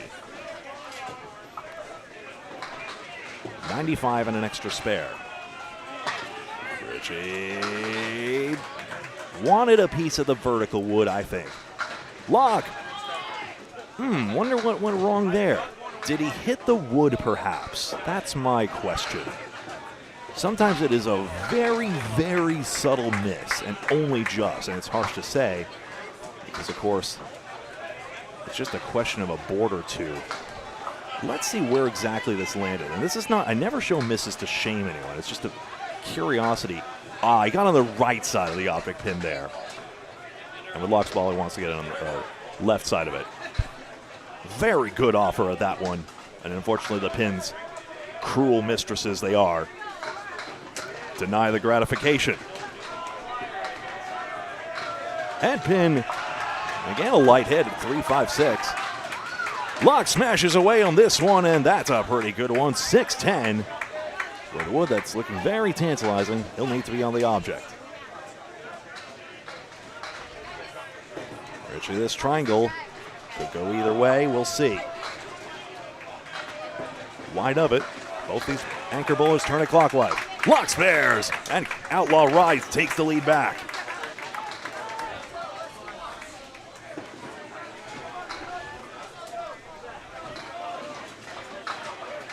There's the 10 taken, and we'll go back to the top here. So 3 pins for New England Flooring right now. They had 4 marks in that. Outlaw Rides had 3, and yet Outlaw Rides has 5 pins left on the plate. I think the Salona 5 box is the reason that Outlaw Rides isn't behind by more, basically, at this point. Because other than that, it's pretty even at this early stage.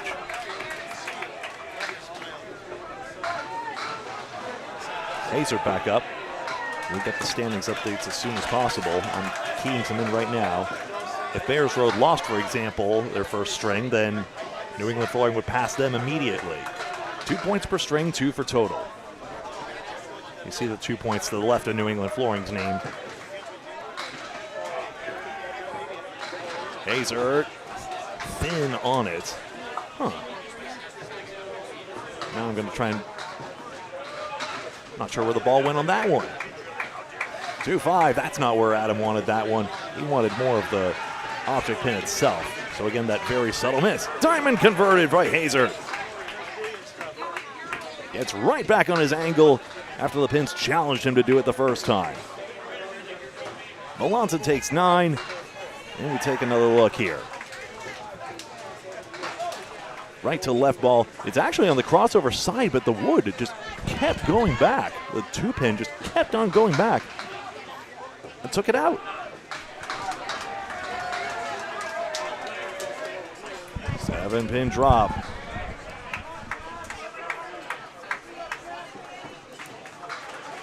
Hazard's got the 4 horsemen left side and a 6 fill.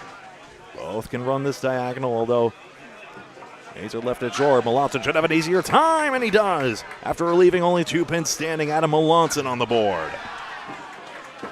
Hazard outside on it, but no 2-4.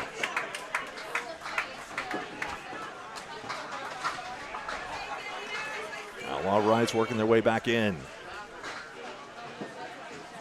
Outlaw very unlikely to move far out of their 3rd place. They're mathematically out of 1st, of course.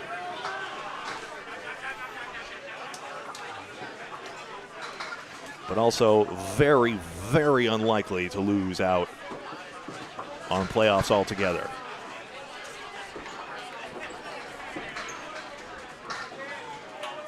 Will Gaunt, nice to see you. I don't have to say hi to absolutely everyone. Hopefully it's not too overbearing. Great to see you all. 262 of you watching already on this early Friday morning. Or many of you are still at work as well. Grady Wood, the 1, 3, and 7. Salona. And the 9-pin wilts behind the 6-pin for an Eagle Plus. Wood converts. And another mark here as Grady Wood has, after that rough start, 1, 2, 3, 4, 5 marks in the last 7 boxes. Eagle try doesn't take for Salona. And again, he's fighting for pins.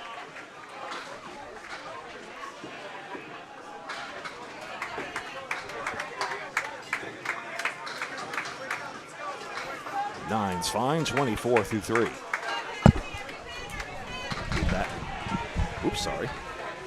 In that last match, marks were 18-14 for New England Flooring, and pinning was 9 in their favor.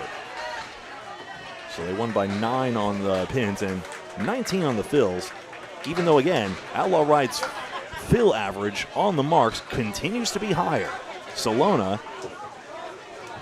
Wood gets 7 on his. Grady Wood, a great showcase during Monday's singles.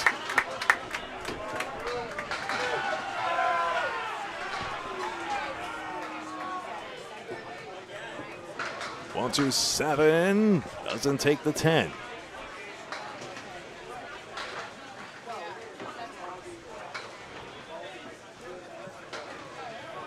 Wood converts for the 10 box. 56 through 4. Way ahead of his counterpart at the current moment. And pin perfect through the first 4. All 10 spares to strikes is what's more commonly called a perfect game. A modest but important definition. Mike takes 9, 33 through 4, and another pin over to Outlaw Rides as they now lead the string by that extra spare.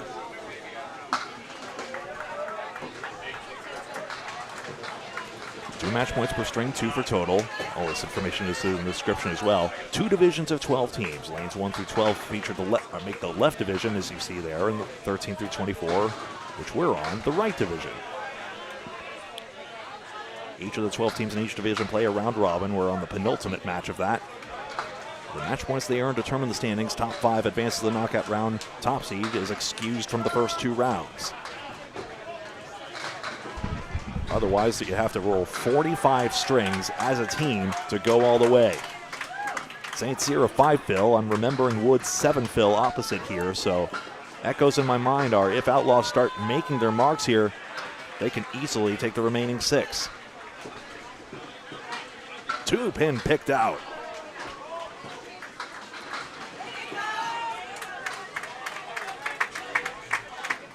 There's the 10 box for Romard. St. Cyr just drills through the head pin, and it's 3 more to Outlaw Rides.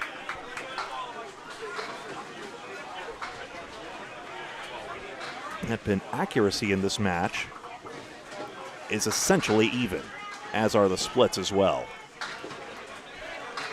about 60% aside.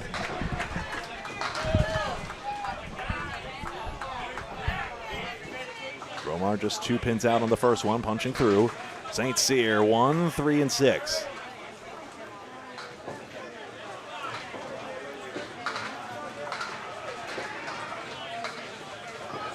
Six and 10.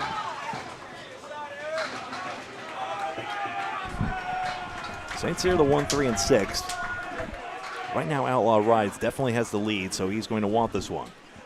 Already has 2, and it's good again. Aaron St. Cyr gets his spare. 10 box immediately thrown by Romard, as he's only left 1 pin standing, but Aaron St. Cyr way out in front. So, the Rockstar getting it done. You know, I'm reminded as we see Crawford and Babineau here, apropos, not them necessarily, of member 2 lanes, which I was brought to my attention. That's member TOU, it's spelled. And what was interesting about that,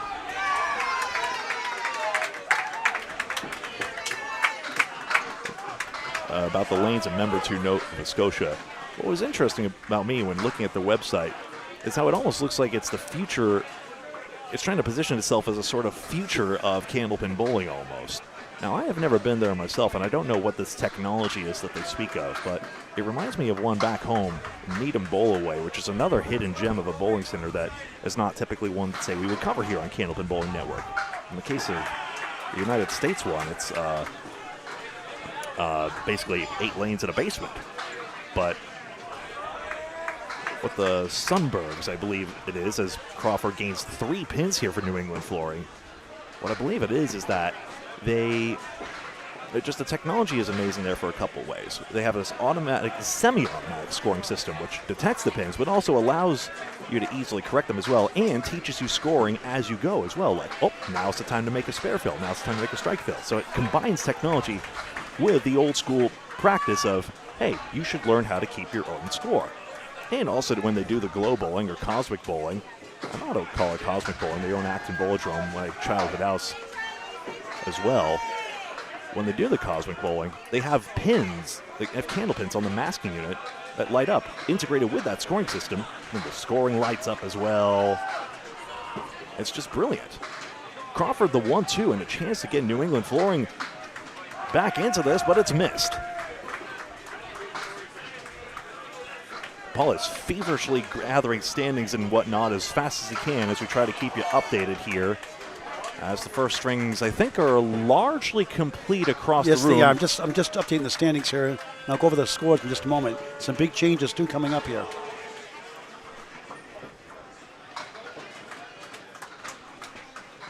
Oh, and it's rolling back, and there's going to be a 10 bucks for Crawford one way or another. 10 versus 8. A lot of pins gained there. That was a 5-pin gain for Crawford Jr. in that last visit. That basically swung a mark very quietly to New England Flooring. That's the thing about Candlepin. Little things like that make a big difference.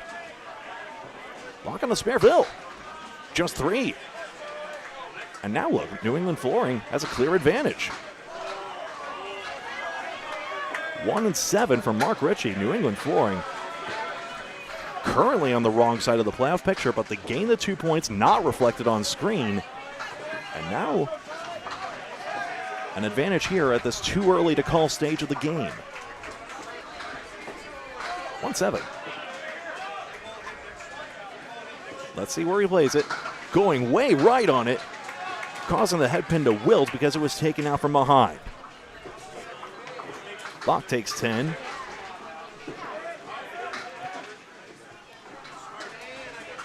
Ritchie fouls it away off the gutter wood for a 9 box.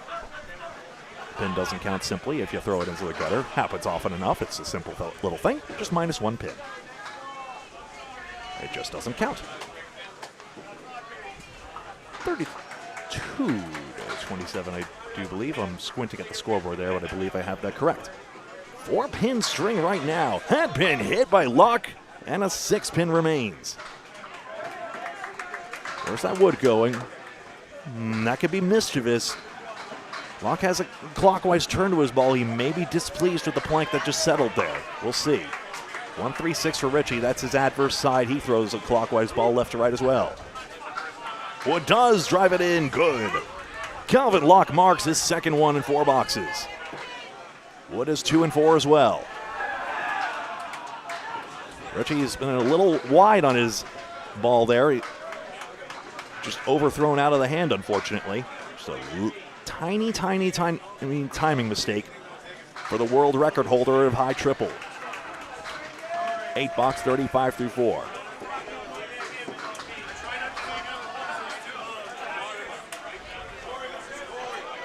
You gotta have a lot of luck to throw a record score like that, but only the pros and the Jenny Rose can manage it. 2 pins up for New England Flooring right now, but that extra spare now for Outlaw Rides. Outlaw Rides threw 3 marks to New England Flooring's 2, and now they have an arguable advantage. I would love to see that materialize on paper. That does, I'm sure for some, that psychologically wears on them. But once you get up to the lanes, all the focus is on the 10 pins, and these guys are here because they're so good at that. 2, 4, and 8 for Tim Hazert. It's not that hard to spell Hazert. It's like the A-E in Aesop twice. H-A-E-S-A-E-R-T.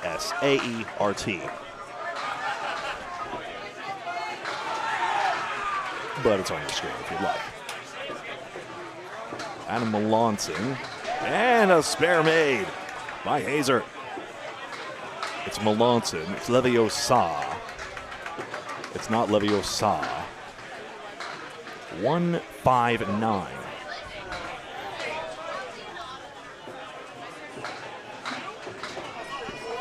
A lot of pieces of the Kingswood team that won in 2015, 17, and 19 now scattered between this team and the team Kingswood Bulletproof. A Canadian squad won the last time we were here. In fact, I'm trying to think back. 2023 A-plus accounting won. 2021 COVID-19 won. 2019 Kingswood. 2017 Kingswood. 2015 Kingswood. And let's go further back than that. 7-10 for Hazard on the fill. I'll pull it up here. Maybe you and Chad can beat me to it. I could update you, Greg, when you're ready too. Some big scores here to report on. Yeah. Affecting playoff implications whenever you're ready. Just the 7-pin picked out. All right, I'm going to drop what I was doing with the trophy naming. And spare May, the outpost converted by Melanson. And a 10 box for Hazard. Paul, do me a favor. I'm going to update this as you go, just so go a little slow for me. Okay, I will go very slow. Not that slow. Oh, dear God, please, not that slow. Please, please, please. I won't talk like my father did. I'm not as fast as my father was. Okay, we saw New England Flooring beat Outlaw Rides, 591 to 563. 129 for Peter Crawford Jr. Made the spread eagle conversion without Wood for a spare. A 125 Adam Melanson, 123 Andy Babineau. 2-0 New England Flooring. Let me know when you're ready. Just go ahead here. I'll interrupt as necessary. Okay. Massachusetts team beats against Canada 5. Canada 5, let's see. Mass 1. Yeah, Canada 5 wins at 606 to 562 over Mass team. Canada 5 on their way possibly to playoff. They're now 46 and 28. Mass in trouble, 27 and 47, and you cannot make it now. They're out of it now. Mass team led by a 139 from Nate Fontaine. Canada 5 led by a 139 from Matt Schultz, a 129 from Andrew Murphy. Third ball's coming up for each 9 for Salona. And a 9 from Wood. Go. Fenway Academy wrecks playoff chances for Wreck and Roll. 6:22, 6:15. Fenway holds on to win by 7. And they now get close to Drywall Concerts, who lost their first string. So Fenway 3 behind at 51 and 23. Drywall 54 and 20. We'll go over that in just a minute. Drywall loses, okay? Fenway Cole Fry a 151. Chris Merrill and Brian Kroll a 120. Joe Smith at a 119. For Wreck and Roll, a 139 from Brent Roberts, a 121 from Brian Bernacchis, and a 127 from Eric McWigan. At Pinhead, 2 and 4 sweep out, and the 5 and 7 for. Oh no, that's Ed Woodside who just swapped in there. I just see there. Let me punch that in. Wood has a chance here with triangle number 4. Good news for A+, bad news for Maria Subs. Maria Subs loses to Kingswood Bulletproof. A plus defeats Drywall Concepts, the first string, 629 to 584. A 135 for Matt Harnett, 137 Blake Doucette, Jerry Dunn, a 125 for A plus, 5-time champions. Drywall Concepts led by Kai's Kingdom, Kai Hunt, 142. 127 for Mark Carrier, 2-0 A plus over Drywall Concepts. So 2-0 for A plus and Drywall Concepts. Did you call out Maria's score? I'm sorry. Maria's lost. Yeah. In front of the Kingswood. I'll get the score in a minute. Kingswood took 2 points on Maria's. Thank you. I'll give the score in just a minute. Team USA, who is fighting for a playoff spot, they're 7th coming in. They were tied with Maria. They're now tied with Maria's by winning the first string 570, 487 over Stars and Strikes. A 149 from Sean Sears. Stars and Strikes led by 110 from Sean Doran out of Big 20 in Scarborough, Maine. John Dumais, a 110 also out of Riverwalk Lanes, Amesbury, Mass. 2-0 Team USA, fighting for a potential playoff spot. We'll need some help and some wins. You saw Academy Lanes to our left, Smoke, Bears Road, Bolorama hurting their playoff chances, 651 to 527. Bears Road, best bowler was 113, Gwendol Duguay. Academy Lanes, a 142 for Josh Daly, a 140 for the Terminator Charles Collins. Aaron Awesome Fontaine, a 147. Danny Harris, a 127. 2-0 win over Bears Road, Bolorama. New England Foreign, you saw here, 1-2-0. The Hatchman, a big blow to Avon Valley's chances, 579 to 514. The Hatchman playing spoiler, 2 points for the Hatchman, none for Avon Valley Lanes. A 137 for Aaron Halberdell for the Hatchman, 124 for John Lohar-Loser, leading the team in average of 119 coming in. Avon Valley Lanes, the best score was 120 for Brett Adams. Hatchman 2-0 on Avon Valley Lanes.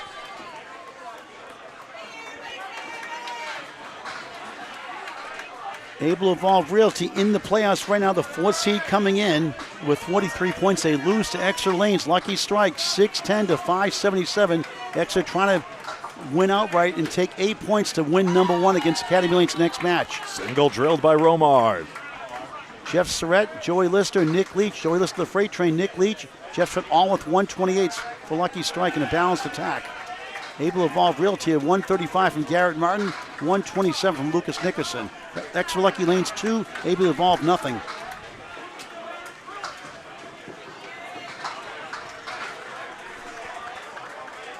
Harry's All-Star 600, Oakland Park 545. Harry's 2 points to none of 55 of the match. A 135 from Rob Linehan. St. Cyr and 9 drop, Romard and 8 fill. Is that a 140 from Matt Rich? How about that? 140 from Matt Rich, having a great week. Mike Erickson, a 122. Oakland Park led by a 118 from DJ Camber. 2-0 Harry's All-Stars over Oakland Park. When you're ready, Ball Greg. gets back. Oh, that was a wacky single conversion there by Aaron St. Cyr for his 4th mark in 6. In Division 2, Central Park Lanes, the 5th seed.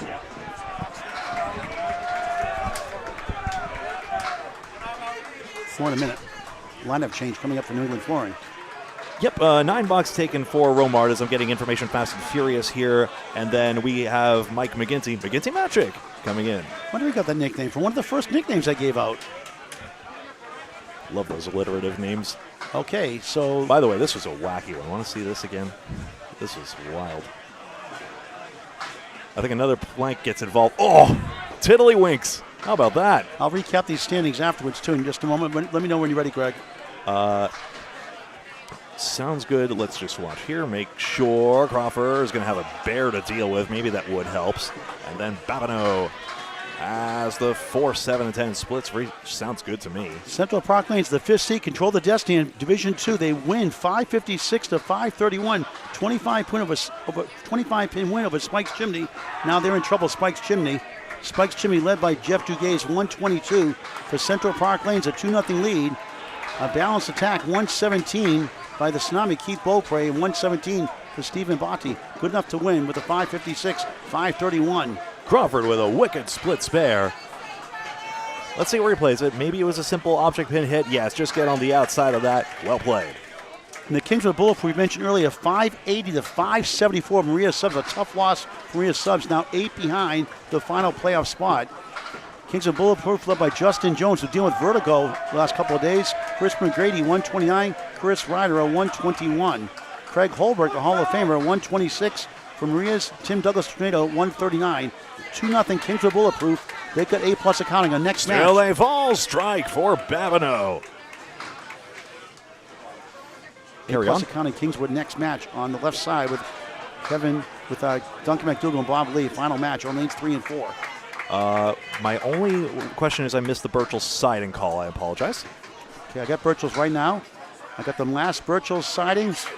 Devastating loss. Graf and Floor in the upset. They're playing spoilers. They gave Kingswood fits all day yesterday in match 1. Graf and Flooring 525. Birchall's siding 510. Graf and Flooring 115 by Ryan Oval Southall to lead their team. And a one. Can't read that Troy Dumpy score. Looks like a 117 for Chris Hall to lead their team. A devastating loss for Birchall's siding. They were 8th coming in. Now they're 32 and 42. And that's all the results. I'm going to go over the standings recap with Greg if you have. We'll just double check. So Drywell should have 54 points in Division 1. Fenway 3 behind, 51 for Fenway. Fenway 51. Stand by on this one. I want to watch this. Mike McGinty gets a 9-pin drop at a 7-pin. I think I got this cooking here. So what I'm going to do is I'm just going to put the records on screen as the single is blown, you see. 1, 7, and 8. And that pin tips over for lock. It doesn't take. So what I'm going to do is... Update your scoreboard first, no? Exactly. 9 box here. Again, get you all of this. And then if I save this, and then... Then we should have 51. Drag this in. So what I'm doing here is I haven't added it in yet. So we... okay. Good on your side. You'll have to do some mental math here. So everyone with 2 and 0, add 2 mentally. Maybe there's a way I can sort that in a second, but that gets the information on screen. Right. So Fenway, up to date, Fenway top seeds get a 2-round bye to the semifinals each division. Drywall 54 points, Fenway 51, Kingswood 49, Canada 5 46, A+ 44.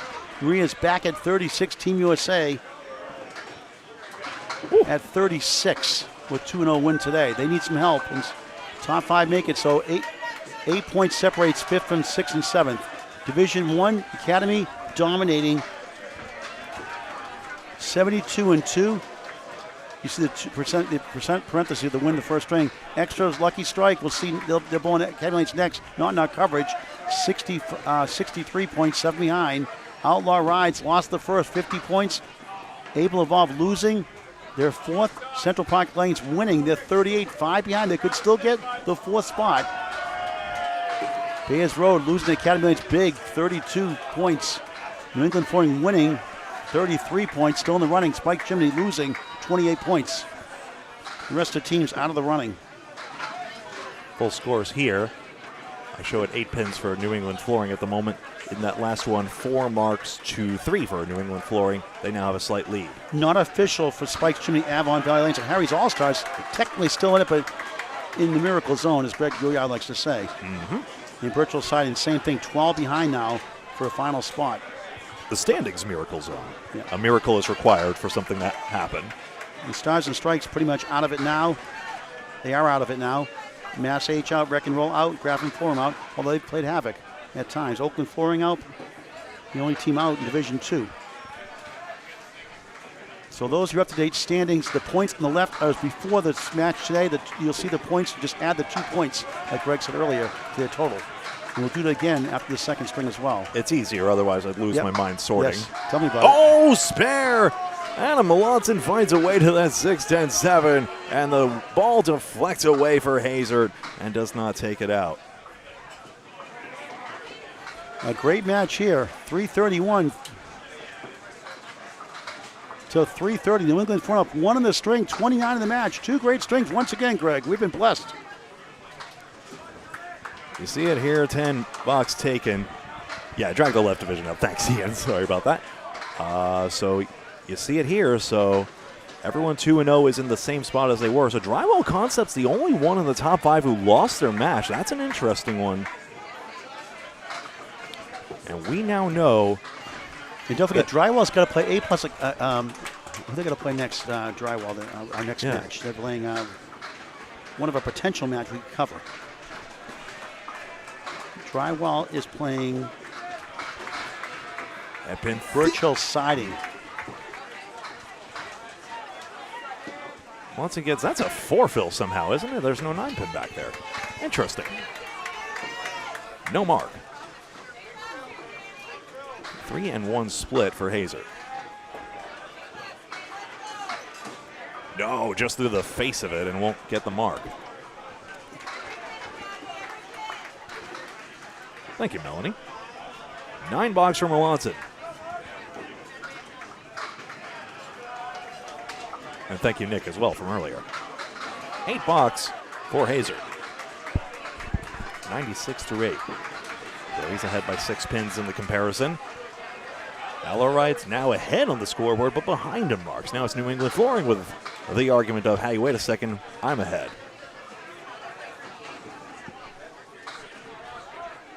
It was this one where I need to drag it up.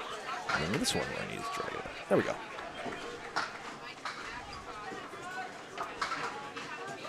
3-2 split for Wood. Woodside, bundle of 5. 57-6. A couple of Central Park Lanes bowlers, including him on the roster. We mentioned Solona earlier. This is coming across for Wood. He made a 3-1 split, but not the 4-pin. Woodside wide, and now just a 1-pin string by my count. I'll have to confirm at the box 8 mark. Let's see, 10 box for Wood. Salud Dinero Amor, I think. Plus 4 pins to Grady Wood, and Outlaw Rides take the lead. New England Florence needs to get 8 points pretty much to help their cause because they're behind 4 points coming in.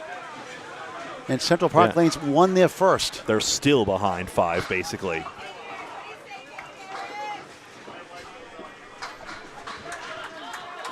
And a hammer here by Wood. He gained 4 pins just then and now throws a mark, and Ed Woodside will have to make the same leave he just faced. Now on this side of things. So you'll stick around for the 3rd string here then? Yeah, I will. I'll be here somehow. I'd love to get something off the poutine truck here, though. You want to do that in the first match, the second match? I'll just sit here. I'll sit here as long as necessary, as long as someone gets me in. Right. I'll pay you back. I'll do whatever. 10 box completed here for the bundle of 5. There's an Asian fusion food truck. Not to make anyone jealous if you're not in the Moncton area, but what's lunch? They do really well with those things. They also got a. You can get a Donair poutine, but I just got a Donair straight up myself. What is that anyway? Recently. Donair, I showed you that one. Oh, that's right. Yeah. It's the beef and tomato and onions and sauce of some sort. I'm not sure. And it's way too big for the pita it comes in, but he's so good. I don't even like tomatoes and onions that much. Romar just punches 2 on the left side. I love tomatoes and onions. It's not in a cream sauce, though. Oh, it's so good. You can get it without, but the ladies there were very nice. I was the only one in the pizza shop, so this was pretty easy, but still. Bill gets away for St. Cyr, and now, with a tied string on pinfall, Outlaw Rides by 2, now almost 3 marks, as Romar puts a great bid on what we call the half Worcester. A term that originated in the birthplace of Candlepin.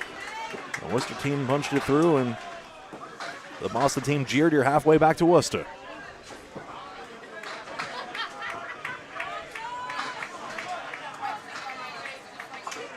Two extra strikes from Wood and Babineau. We're going to have a special guest tonight during our playoff match tonight. Robbie Henderson, 6-time world champion from McLaughlin Trucking, will join us in the broadcast booth. That'll be a treat. 9 bucks. I can't wait. McLaughlin, far and away the most dominant dynasty. And perhaps during the finals also. And to think, it must have been a pretty depressing tournament at first when the United States team, who did you have?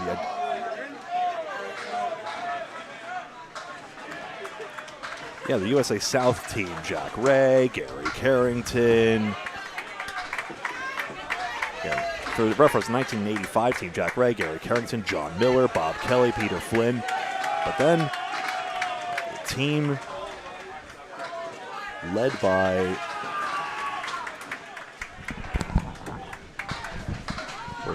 the team led by Tony McLaughlin, including Davey Somerton, who co-organizes this with Doug Blackler on the Canadian side of things. Paul, set that down on the stool if you need to. 3, 4, and 6 on the split. 7 titles for that franchise. 1, 2, 6, 7, and 9. And Rob Henderson, we converted his 2007 victory, his team's 2007 victory, from his DVD Now Forever on Candlepin Bowling Network, viewable on YouTube. Might want to get the mono audio setting for this one. I wish I had done it on my side, but it's a real treat if you want to see the whole thing unfiltered. I think Bob Lee had the right idea with commentary, giving you guys the greater context and making it much easier to show you the total pinfall so you can better track the match. But on the other hand, there is very little that compares to being down there in the pit and seeing the energy that the guys have. Obviously, once upon a time,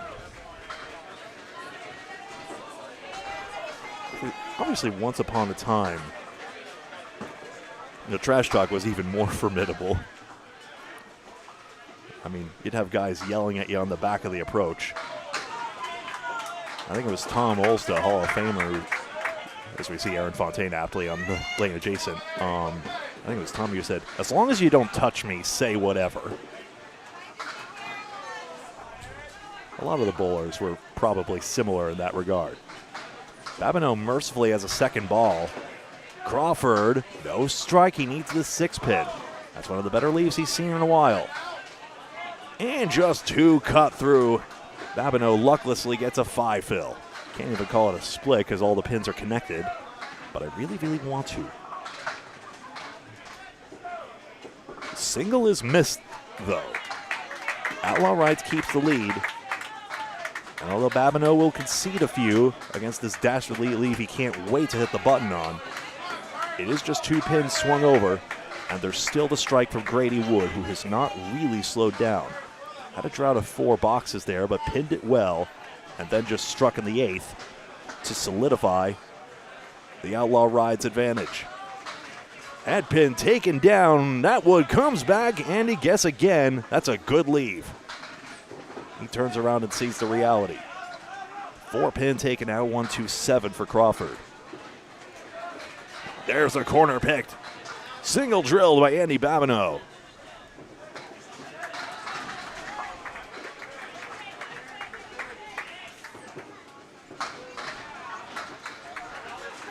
And the 2-pinner gets away.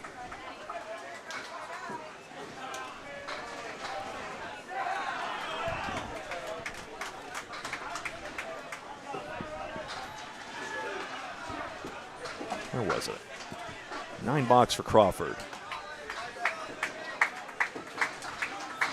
I'm assuming the nature of the pit, so it's much like the Bob Caleri forms. There's another one where you have to have a thin skin if you don't want to handle the sometimes brutal insults that get jeered. Ah, V-Bulletin. Those were the days. I've moderated a message board forum before. Sometimes it gets messy. I didn't mention this, but I didn't mention this to Kevin Burns, but he made me an admin of Candlepin Chat anyway, so I guess it tracks. Candlepin Chat, a great Facebook resource there. More members of it than even we have followers at Candlepin Bowling Network.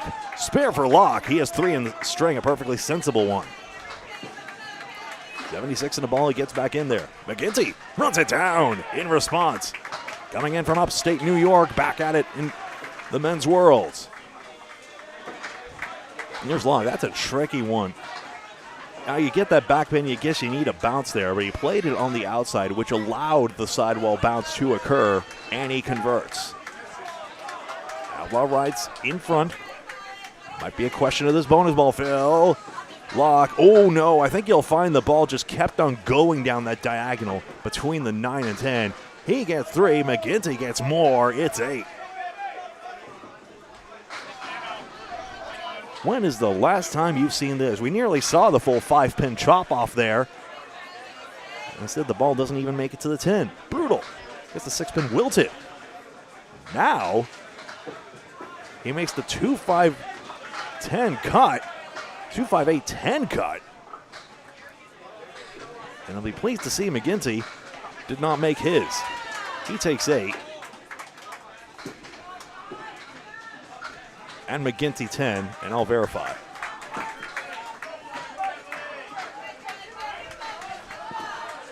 Steve, imagine the streaming era being done.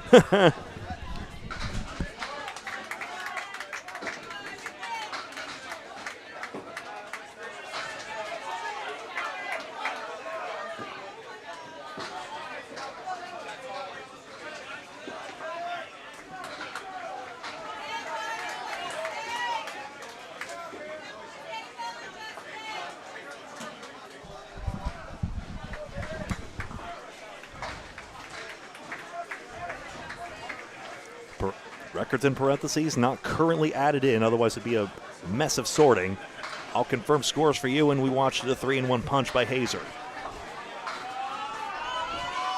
Haese. 4 and 7 for Moncton, and Outlaw Rides may have the chance to tack on a third mark. Hazer, what a cut, but no mark. He's been all over that head pin. He's only missed one. With that smattering of yellow and red you see. 4-7 run down. Outlaw Rides get us another one. Adam Moncton, 4 marks. 10 for Hazer. 4 for Moncton. Grady could have 4 by this point if he marks in the next. Babineau could have 4 by now if he marks in the next. And Locke could have 4 by now if he marks in the next. Confirming?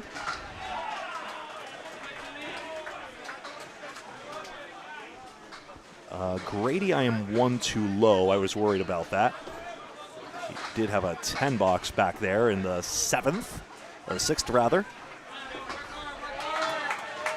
Hazer punches through. Everybody else appears to be correct.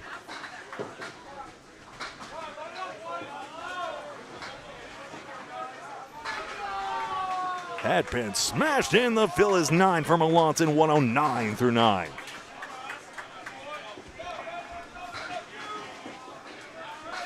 Outlaw Rides gaining an advantage. This is bad news for New England Flooring as they try to make up the 5-point shortfall. Central Park Lane staved them off in the first string, so they have not gained ground. It is picked off again. Moncton playing through. It's a weird way where a playoff team is playing spoiler in a way because Outlaw Rides has comparatively little at stake. There is, of course, the pride and maybe some cash pools for high single, high series as well. I do think those are in effect here like they would be in so many other tournaments, so it is worthwhile to play through, and pinfall can make a difference in the seeding as well. In theory, you do get a stronger or weaker team the higher up you go in the standings. Uh-oh. Don't tell Paul, but Adam Moncton just gets his way over to 120. You know, we joke about lemon drops all the time, but Candlepins for Cancer does a lot of serious help for not just bowlers and their families, but also for promoting the game of Candlepin itself. And it's really one of the reasons that we are able to bring you such good quality here with the cameras. I know the bandwidth has been a little bit of a challenge of framing and all that, but in terms of the actual technology itself, the better sound quality than we had last time around as well, we were able to do it with the charity's help as well, and then of course primarily almost $104,000 US given to bowlers and their families. And you can help out too by going to Candlepin's #4cancer.com. It's direct financial relief and really appreciated by everyone. Candlepin's #4cancer.com. I'll light it up later. Wood's trying to fill a strike here. He manages 7. Played to make that. Would you have gone on the right side? I think that's a serious debate there of whether you're trying to maximize pinfall or go for it all. Maybe with the lead, caution is advised here, but It's not a clear-cut case, at least off the top of my head. 8-box, 110 through 9. 16 pins and a bonus ball. All scores confirmed on the New England flooring side through 8 boxes. So all the scores through 8 boxes have now been officially cross-checked. So here we go, 16 pins and an extra spare. Sitting under Andy Babineau's name for Outlaw Rides. That's it. Oh, 7-pin cluster comes back, and Rock makes it. 92 in a ball. A substitution in, making a difference. Wood again having a pin for his life here, does very well. He made the 6-7-10. The plank is the safe piece of Wood. Gets caught in between two worlds, and he gets a 118. 226 for the pair. Outlaw Rides has not switched a single one. That's in stark contrast to the A-plus accounting way of switching underperforming bowlers immediately. Very few exceptions. It didn't work out for them last time. Maria Subs, you could have made an argument for switching out their underperforming bowler. Sorry, Ed, I switched it away too soon on you. That is a 4 fill for him. Let me light this up on the score properly. Excuse me. 4 significant pins from New England flooring. 10 pins plus a bonus ball. I'm very sorry to tab past that because that is a development in the match there. Outlaw Rides 10 pins plus an extra bonus ball.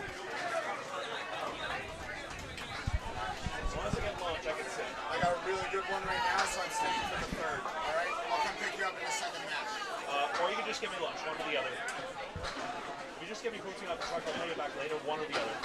See how it works. I'll let you know. I'm staying over here for now. See you this time. Thanks. Conferring with Duncan MacDougall, his stream already in progress with their executive producer Bob Lee. On the other side, divisions 1 and 2. St. Cyr looking at the 1-2, Romar the 1-3-5.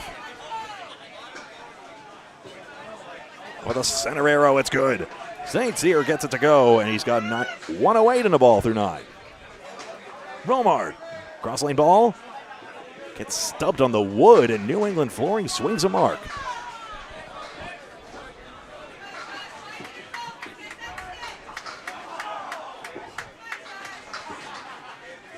Nine box for Romar.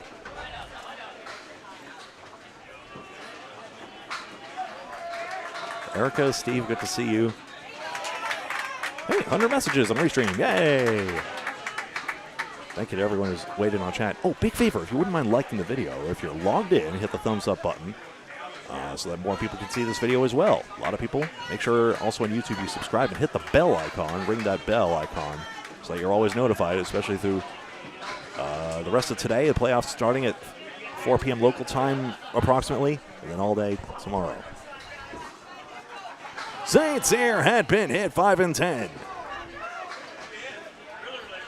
5 pins taken out. For Romard, it is 1 pin and an extra bonus. Outlaw Rides has the advantage, but it's shrinking. Pinning in this string is 4 in favor of Outlaw Rides. Filling is actually in favor of New England flooring at the moment. It's good! 5 and 10 taken out. Aaron St. Cyr, 18 and another. This is still working for Romar, but he does not get one. A 6-mark string for Aaron St. Cyr. There's 10. Romar finds his way to 104. That's very well pinned all told. He got 8 bonus pins and then 5 10 boxes and 4 9s to stay in the triple digits despite the single mark. St. Cyr, 6 marks, will make his way to the 130s. You'd think. Caster curse avoided this time. He gets a 7 fill, 133.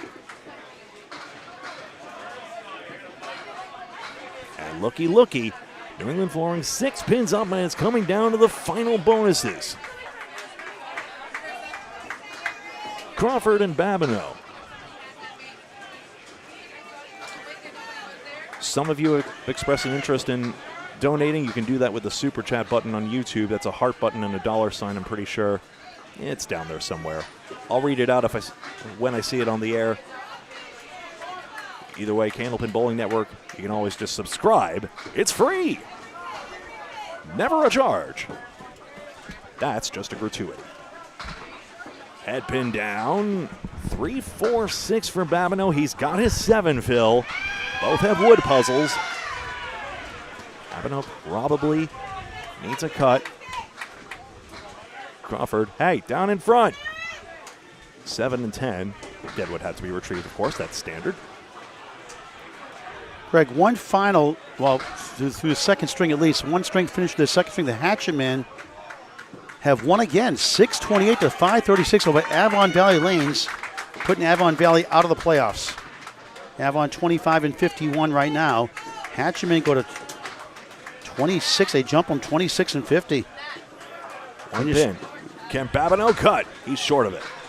Aaron Halberdahl, 149 from Western Massachusetts. Logan's run, Logan Gingras, 126. The better brother Butwell's bowler, Dimitri Dellis, 122. John Aloha Alosa, 121 for the Hatchetmen. Avon Valley Lanes, a 130 from Joe Markey, and Brett Adams had a 123. Hatchetmen up 4-0 going to their final string. One pin, no change on the pinning right here. Pinning is in favor of Outlaw Rides by 4. They lead by 1, so the pinning is significant again.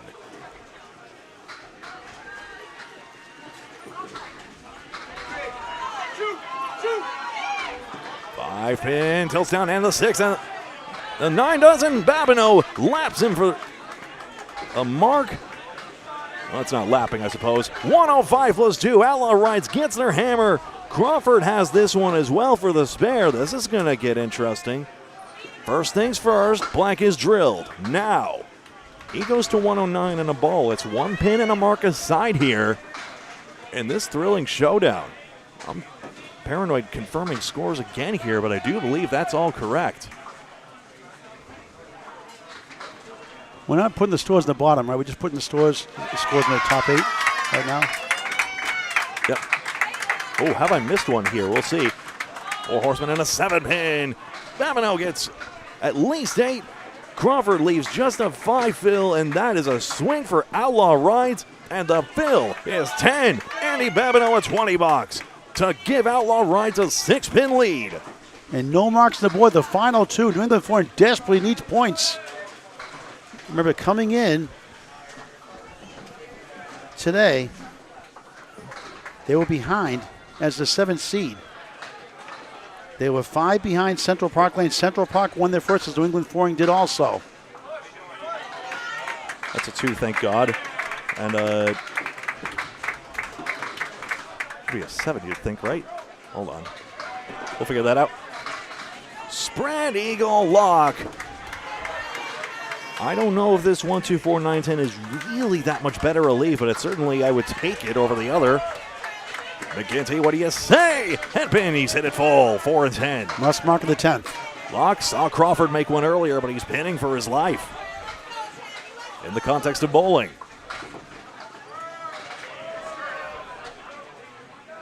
Kevin, 2 strings under average. McGinty pauses for the bowler to his right. You think Academy Lanes is having a ton of fun here? $8 versus the same 8, and Locke maintains. Outlaw Ride maintains a lead going into this. 6-pin lead, $1 to go. New England Flooring must mark for a 4-0 lead. Their playoffs on the line.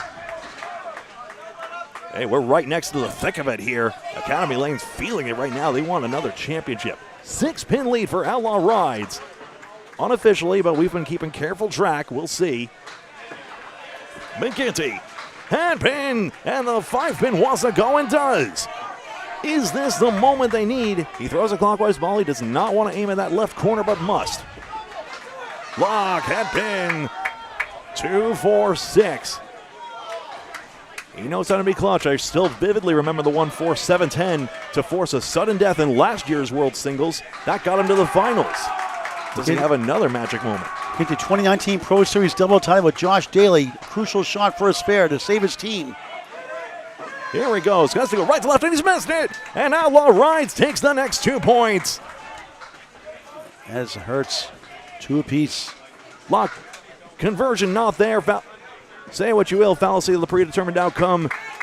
all else held equal, would he actually have? And that's a Paul Grant special. Missed the second, make the third. Not a good time for that. No McGinty Magic. Frustrated 10. A tough loss for New England Flooring. Then competitive 560, 556. The Good News lead by 24 in the match. Trying to get 6 points by winning the third string. 2 down, 1 to go. Final qualifying round of flex match to be determined. Our next match today. And later on, the playoff opening round starts right here on YouTube on Candlepin Bowling Network. We'll get an update. 556 to 560. Just looking up there, that looks confirmed to me. Yes, okay. We'll check the line of changes here, Greg, in just a minute. I'll get up the scores after that. Sounds good. Whoa. And yet another thriller we're spoiled with on our featured lanes. You are watching the Men's Worlds, the International Candlepin Championships. In case you couldn't tell by the energy level, it is very rare you get a bowling crowd more amped than this.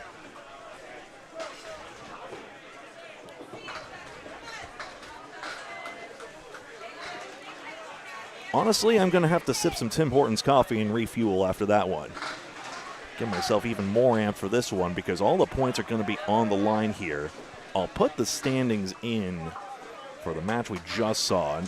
So New England Flooring 2-2, Outlaw Rides 2-2. Remember, those points aren't added in just yet. Save that. And you see it light up there just now. 1, 3, 6, and 7 for Adam Melanson. Staying in, Tim Hazert. 231, absolutely fine. Adam Melanson north of 120 for the average. Had been taken out, 122 average, in fact. One just misses the 8-pin. Hazard recoils. Yes, Academy Lanes has only lost a single string.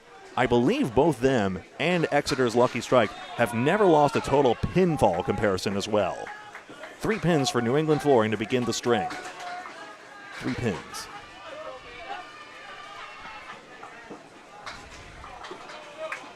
Oh, and Chase, nice to see you, yeah. Simply dominant by Academy Lanes. And I'll tell you, that match between Academy and Exeter's Lucky Strike is probably going to get a massive throng of people just right here. Aggravatingly, we were going to be way too far to see it. It's the green pair of lanes over yonder that's going to be nigh impossible. But alas, it is what it is. 3, 5, 6, and 7. So we'll probably have to rely on some of the other content creators. Maybe the TikTok ladies, I think, are still here at Candlepin Bowling. Mike Imperato is following Team USA. Steve Kelly is following Ditches. Yeah. For the actual team names and standings, you can go to Fairlanes Bowling. Fairlanes Bowling on Facebook. Hazard makes the single pin. 10 and a spare to start, and Melanson pins well for 10. A couple of lineup changes here, Greg. For New England Flooring, Tim Hazard leading off, of course. Ed Woodside in for Mike Salona, the second spot. Aaron St. Cyr, the Rockstar, remains third. Peter Crawford Jr. stays fourth, and Mike McGinty stays fifth. Okay, so solidifying the substitutions from last string. Yep. Outlaw Rides? Outlaw Rides will still be Adam Melanson, Grady Wood, Chad Reed in for Brandon Romar. Chad Reed, R-E-I-D. Andy Babineau, Cavallock stay in fourth and fifth. Now I'm going to go on and check scores if it's okay with you. And a mark made by Woodside. He's hammered this one. Will still be determined. Our next final round robin, 11 of 11 next, will determine based on who wins this match today, based on playoff seeding implications. What a great second ball, but leaves the 10 pin for the third.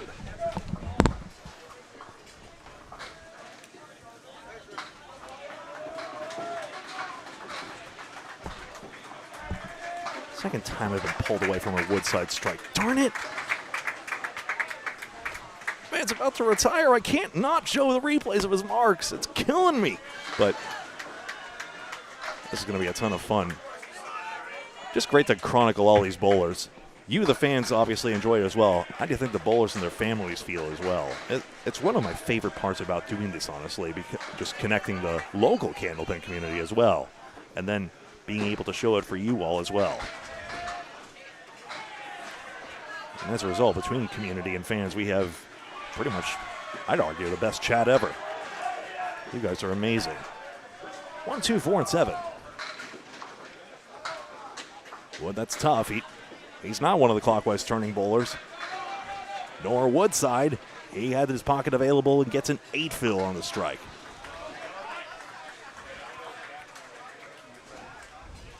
So yeah, some will say the clockwise turn of the ball, if you can learn that, is apparently easier to do at some point. That makes them, I guess, so power to them. Doesn't make much sense to me. Woodside gets 10 and gains another 2 just in that box alone. So 11 pins to New England Flooring in that last visit. 14 pins and an extra bonus here. Now Chad Reed enters the game. Brandon Romar, 213 for the pair. Chad Reed in now. Not the first ball he wanted. It's so difficult. There is a warm-up room available to the right as well. Bowlers usually use that. Other times when leagues were concurrently scheduled with Men's Worlds, you would have to actually, that's a good second ball not taken. You would have to actually throw 6 balls beforehand, which was a procedure I think demonstrated at Mixed and Ladies International, since Boutwell's in Concord, New Hampshire only had 24 lanes, no extras. Fairlanes here in Moncton has 36, the 24 you see in the main room, and 12 over the wall, over the garden wall. That's a rock fact. Reed ends up going +1 on this.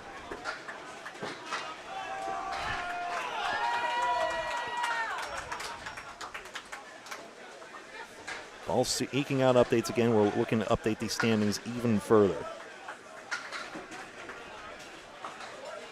Chad Reed, a tournament average of 113. On paper, should be able to provide just that little bit extra for Outlaw Rides. They took the last string, but Romar didn't have everything he's had in this last one, so they're looking to make a change. 4 Horsemen, 7 and 9. And Romar's had a 120 average as well. So he's done very well for himself overall. We just pointed the cameras at the wrong time. Reed lucklessly takes out the front triangle. St. Cyr tails on the headpin. Wow, that Wood's got a chance there, and it takes the 10. Great shot on a spare, St. Cyr. He got his clockwise turn, and Chad Reed gets 8. The old backup ball. That took its sweet time, but there it goes. Crawford Jr. and Babineau.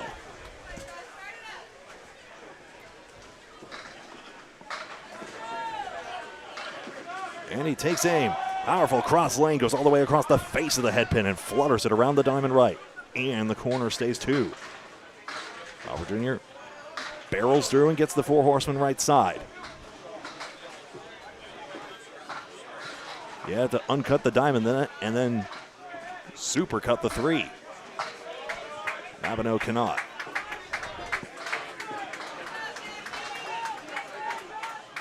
3-pin pitched out, 7 box. Can Crawford gain a couple? The safe ways to the 6-10. Crawford, too far into the corner. He takes an 8 and gains 1.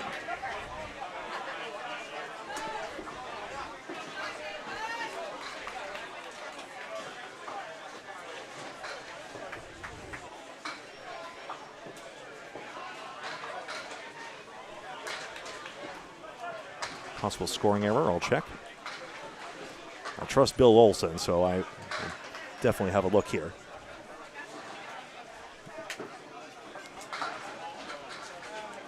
First ball's get away for both. Having a good try at this one. 8-pin's going to tip over as well. That's going to simplify the out. Crawford, there is a plank in front of the 9. This has play, but he runs the head pin full and cannot make. Tough one there with his ball. Babineau plank is tripping. Oh, he took the 7-10. Hello. Score that 10. Finds a way. 2, 4, 7, and 9 for Crawford for the out, and he gains 3 back. That's one way.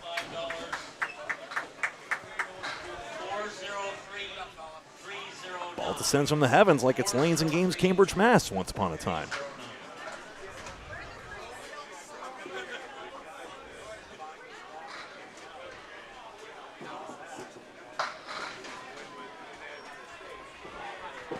9 strike and a 10-8. Yep. I gave Chad Reed the wrong score. There we go. So St. Cyr takes 9 and Reed takes 10. Excuse me. Oh, Locke found a way to chop off there. Wow, when's the last time you've seen that? 6 pins there. McGinty drops 9. And it's off the wall for a spare. Locke, an adventurous mark. He got his head pin. McGinty matches.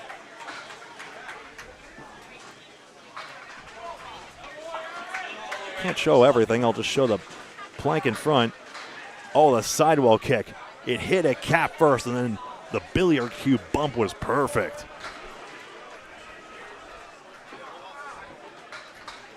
Locke into the face of the headpin. 8 goes into the 7 for a 20 to start off his string. In the anchor spot, New England Flooring dismayed to see that. They've got playoff implications on the line. McGinty, 9. That can be just as good. If he covers and fills, he can go box for box with Locke. And a spare. Way too early to call, but that's a great anchor showdown in just those first 2. I'll go to the top here, and I'll just tell everyone that we've got marks were 5-2 for New England Flooring. That's why they got a string advantage. And here's Paul Grant. I got to sit down for this one. The good news for Exeter Lanes, Academy lost their second string. They only have 4 lost points. The bad news, Exeter lost their second string also. So Academy Lanes bowls them next match, the final match, not in a coverage area, up 7 points in the standings. Well, Exeter at this point, if they win outright and Academy wins outright, there'll be a 7-pin lead, and they'll have to take all 8 points to get the first round bye, 2-round bye to the semifinals tomorrow afternoon. Just don't concede it, otherwise that next match will be an anticlimax instead. Hazard on a spare fill dumps the 4 and 6 pins for a 9 drop. New England Flooring going hard here. Melanson misses his head pin, and the ball glances away for a 4 drop. Abel won that match against Exeter's Lucky Strike 6-10 to 589 by 21. They lost the first by 33, so Exeter Lucky Lanes has a 12-pin lead going into the third. A 145 for Billy Gillis for Able Evolve Realty. A 129 from Garrett Martin. For Exeter Lanes Lucky Strike, 130 from Jeff Surratt. 125 from Nick Leach. 2-2 in that match. And so Able Evolve goes to 45 and 31, which is good news for them. More in a minute. I've got like 3 or 4 scores official right now. Others are still finishing up their second string.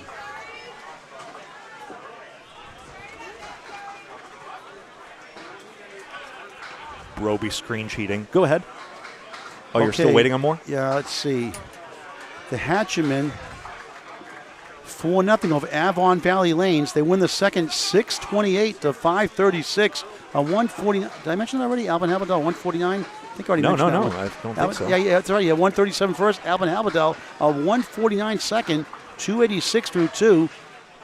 Dimitri Dellis, 122. John Aloha Alosa, 121. Logan's run. Logan Gingras, a 126. 4-0 over Avon Valley Lanes are eliminated. Joe Mark, I think I did mention this. I did mention it earlier, actually. Yeah, I did mention it earlier. So, sorry, chat. So anyway, it's 4-0 for the Hatchemen.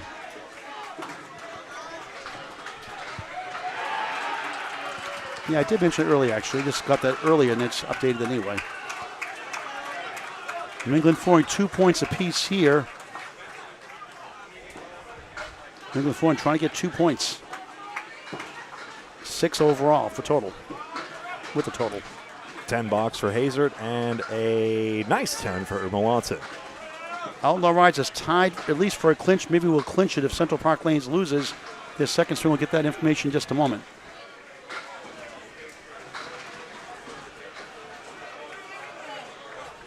Woodside and Wood. Just dawned on me. 4 Horsemen and the 9 pin. Down goes the 4. Bayers Roll, Bowler Rim, and may have saved their playoff lives. They beat Academy Lanes to our left here, 610 to 568. 137 for Aaron Fontaine, a 123 from Josh Daly. Payers roll Bolorama a 125 in a balanced attack. Malcolm Jennings 125. David Cooper 123. Quindle Duguay a 124. Eric Banfield a 121. Doug Black filling in at a 117. 2 points apiece. Academy Lanes controls total by a mile. Deadwood check here. Anything else? I've got one more maybe, and I've got to go around and check out the scores. Let's see. Hold on. Central and Spikes I'm very curious about. There was late in their second. I'll get that in a moment. Thank you. All right. Team USA is doing their job to try to hang in there. They won the first two against Stars and Strikes. They win the second 623 to 557 total in hand. They won the first 520, 487. A 153 from Justin Lanes, JT. 122 from the Bulldozer, Jeff Walsh. 121 from Justin Scally. For Stars and Strikes, 137 for Russ Neely Jr. And 4-0 for Team USA. Stars and Strikes eliminated from playoff contention.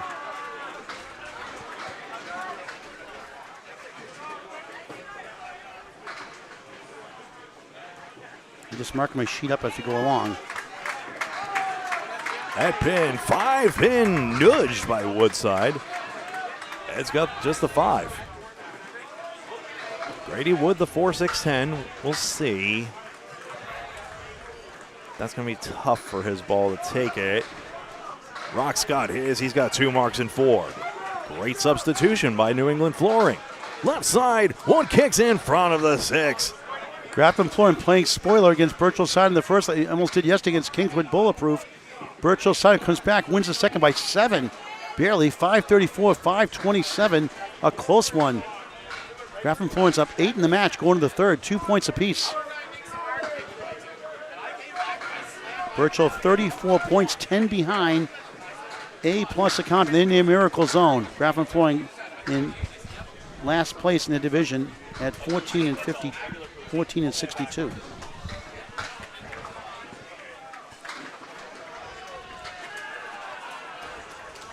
Sorry if that was audible on air. Not to make anyone jealous. My food order. 28 pins and 2 extra bonuses for New England Flooring.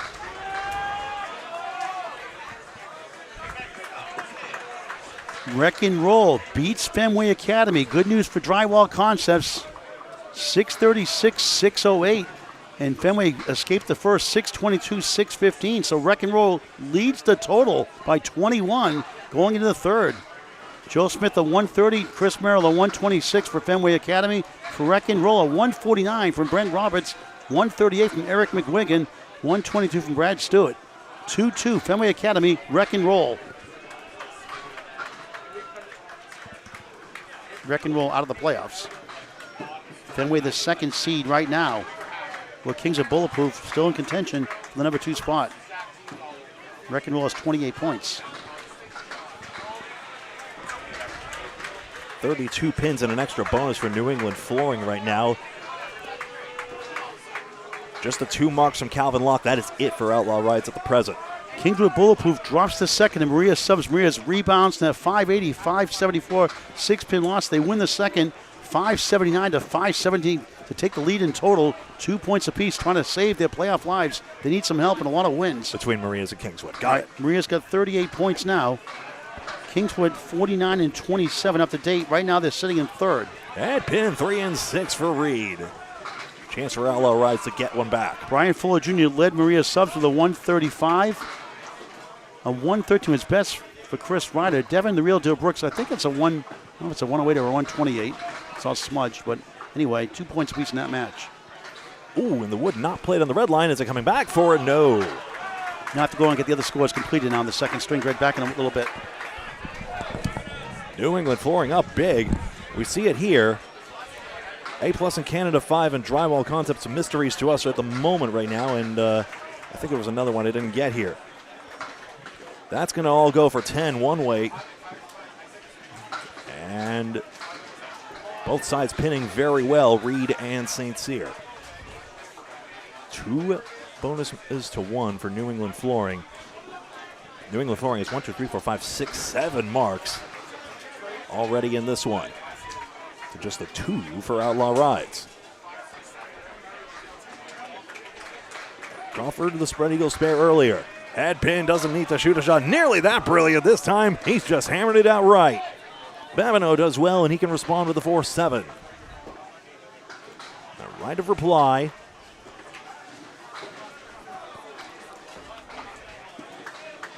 It's good. Spare in the third.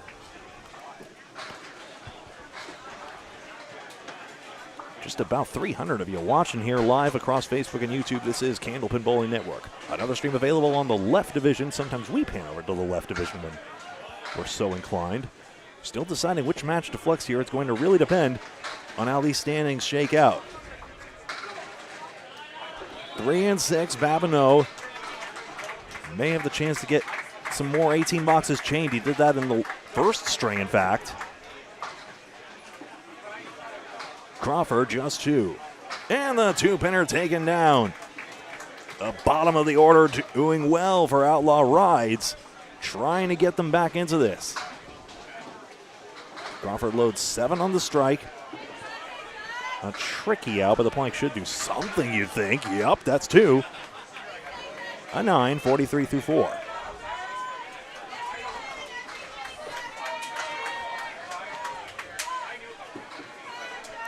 McGinty and Locke. This anchor showdown has been something here.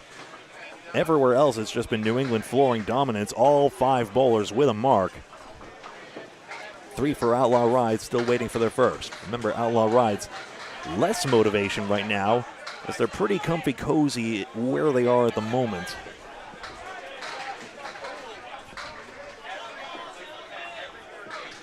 They're back 13, so now they have 12 points remaining, so now they literally cannot catch Exeter's lucky strike. They cannot go up from here, if I've done my math correctly. 1 and 10. McGinty had 5 on his. Locke. Can he go spare, strike, spare? He huddles with his team. There's a piece of wood that threatens to deflect the front one. He plays on the cap of it and drives it straight back. Nice shot. He gets a strike sandwich. And McGinty takes 9. Let's see where it all goes.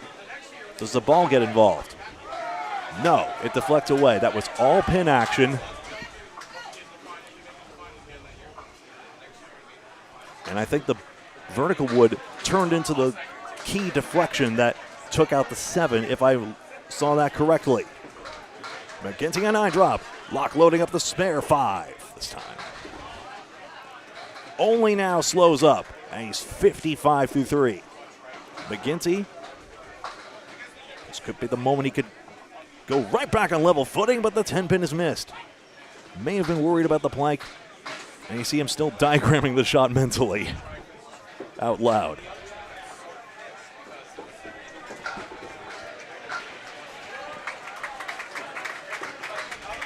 Nice 10 ripped away for Locke to pick up 1. He's got all his pins knocked down. Avoids the 6 in style. 18 pins now for New England flooring. It's tightening up now. Now it's just a question of a few marks.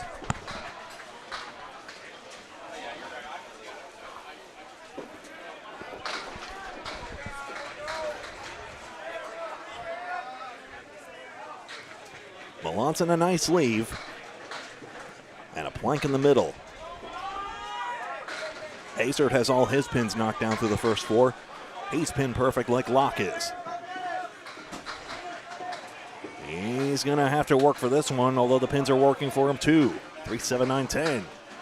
Back pin hit no. Effectively a single pin missed.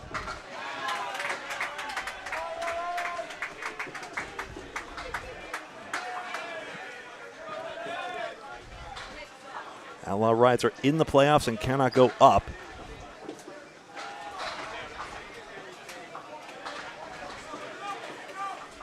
Central Park Lanes may be able to run them down, but it's all but mathematical there. Outlaw Rides pretty much entrenched in the 3-4 showdown one way or another. I believe high seed gets lane choice. That's literally it. 9 and 9. Other than that, there's really not much significance. Reminder of the playoff format, top 5 advance in each division. Top seed gets a first-round bye. 3 and 4. Let me put this another way. The 5 and 4 seeds of one division must go across to the other division to face their 2 and 3 seeds, respectively. Those 4 teams play off in knockout matches to go down to 1, who then take on the number 1 seed finally, who get off their lap of luxury and have to compete then in the semifinals. And the winners of each of those divisional finals takes it on in what I call the grand final.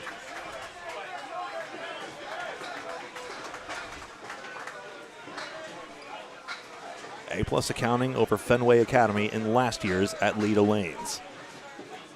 A fitting last hurrah for the former Nashua, New Hampshire house, still with the hopes they might relocate in the future. The last time we were here at Fairlanes Moncton, A+ accounting broke Fenway Academy's hearts at the last possible moment. 4-pin swing to Outlaw Rides here, and now it definitely is a 2-mark match. Grady Wood and Ed Woodside.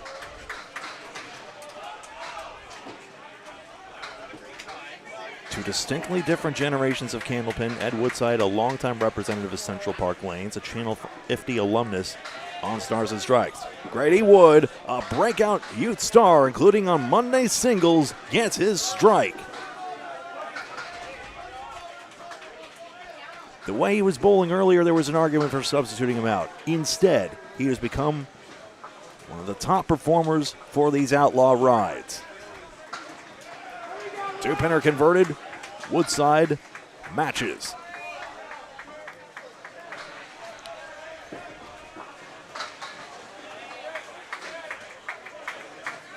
Brandon Romard and Grady Wood's banners are side by side. They're in different years. Romard 2016, Wood 2017.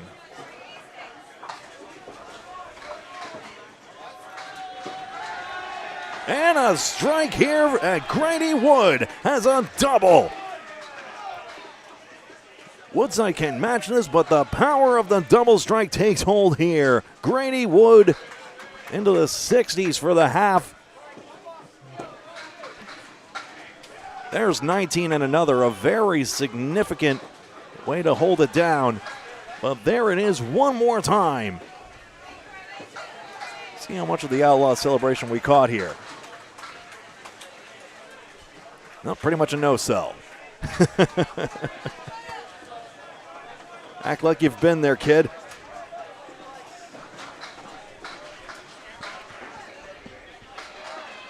Chad Reed gets up. Grady Wood, I'm just eyeing his 2016 banner as well. There's Melissa Sinton's name to his side. That's one we've seen a number of times in international play as well. Down goes the 8, and it's just strike, strike, strike. It's the past 3 boxes have been strikes for Outlaw Rides. St. Cyr glancing blow on the head pin, and he gets the 3, 6, 7, 9, 10. What's the grand prize? Pretty sure it's $10,000, and I'm pretty sure the currency is always USD for consistency's sake, but I may be mistaken on that. That's for the entire team, of course, to split. 7 and 9 for the out.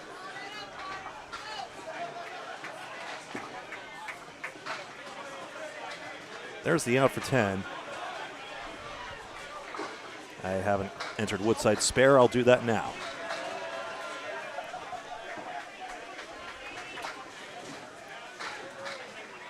Outlaw Rides threatening to break the replay machine as the 9-pin, the 8-pin gets on down.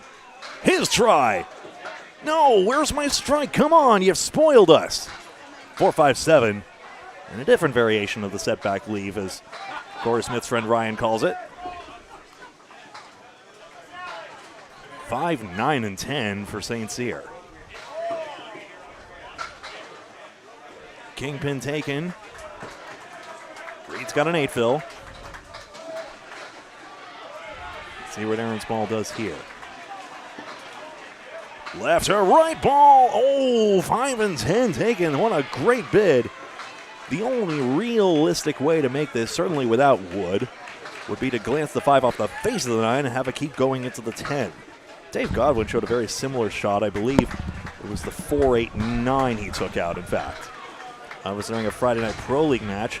9 for Reed and a 10 for St. Cyr. Hold on. Now I'm getting everything.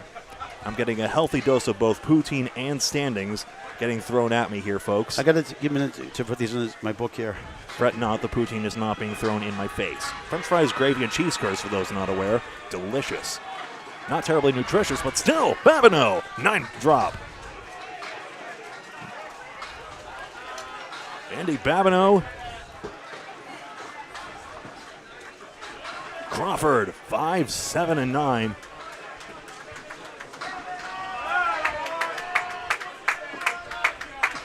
And oh no, the plank is misplayed. It twirled away. I think Babineau got on the right side of that one, and it doesn't go there. Petey Pete off target. He needs the pin. 10 for Outlaw Rides. Andy Babineau, a 64 half. Yet for him, somehow a disappointment. Red line takes a 9. So, what you got, Paul? I'm still just uploading my standings here. Oh, sure. I'll do it in just a moment.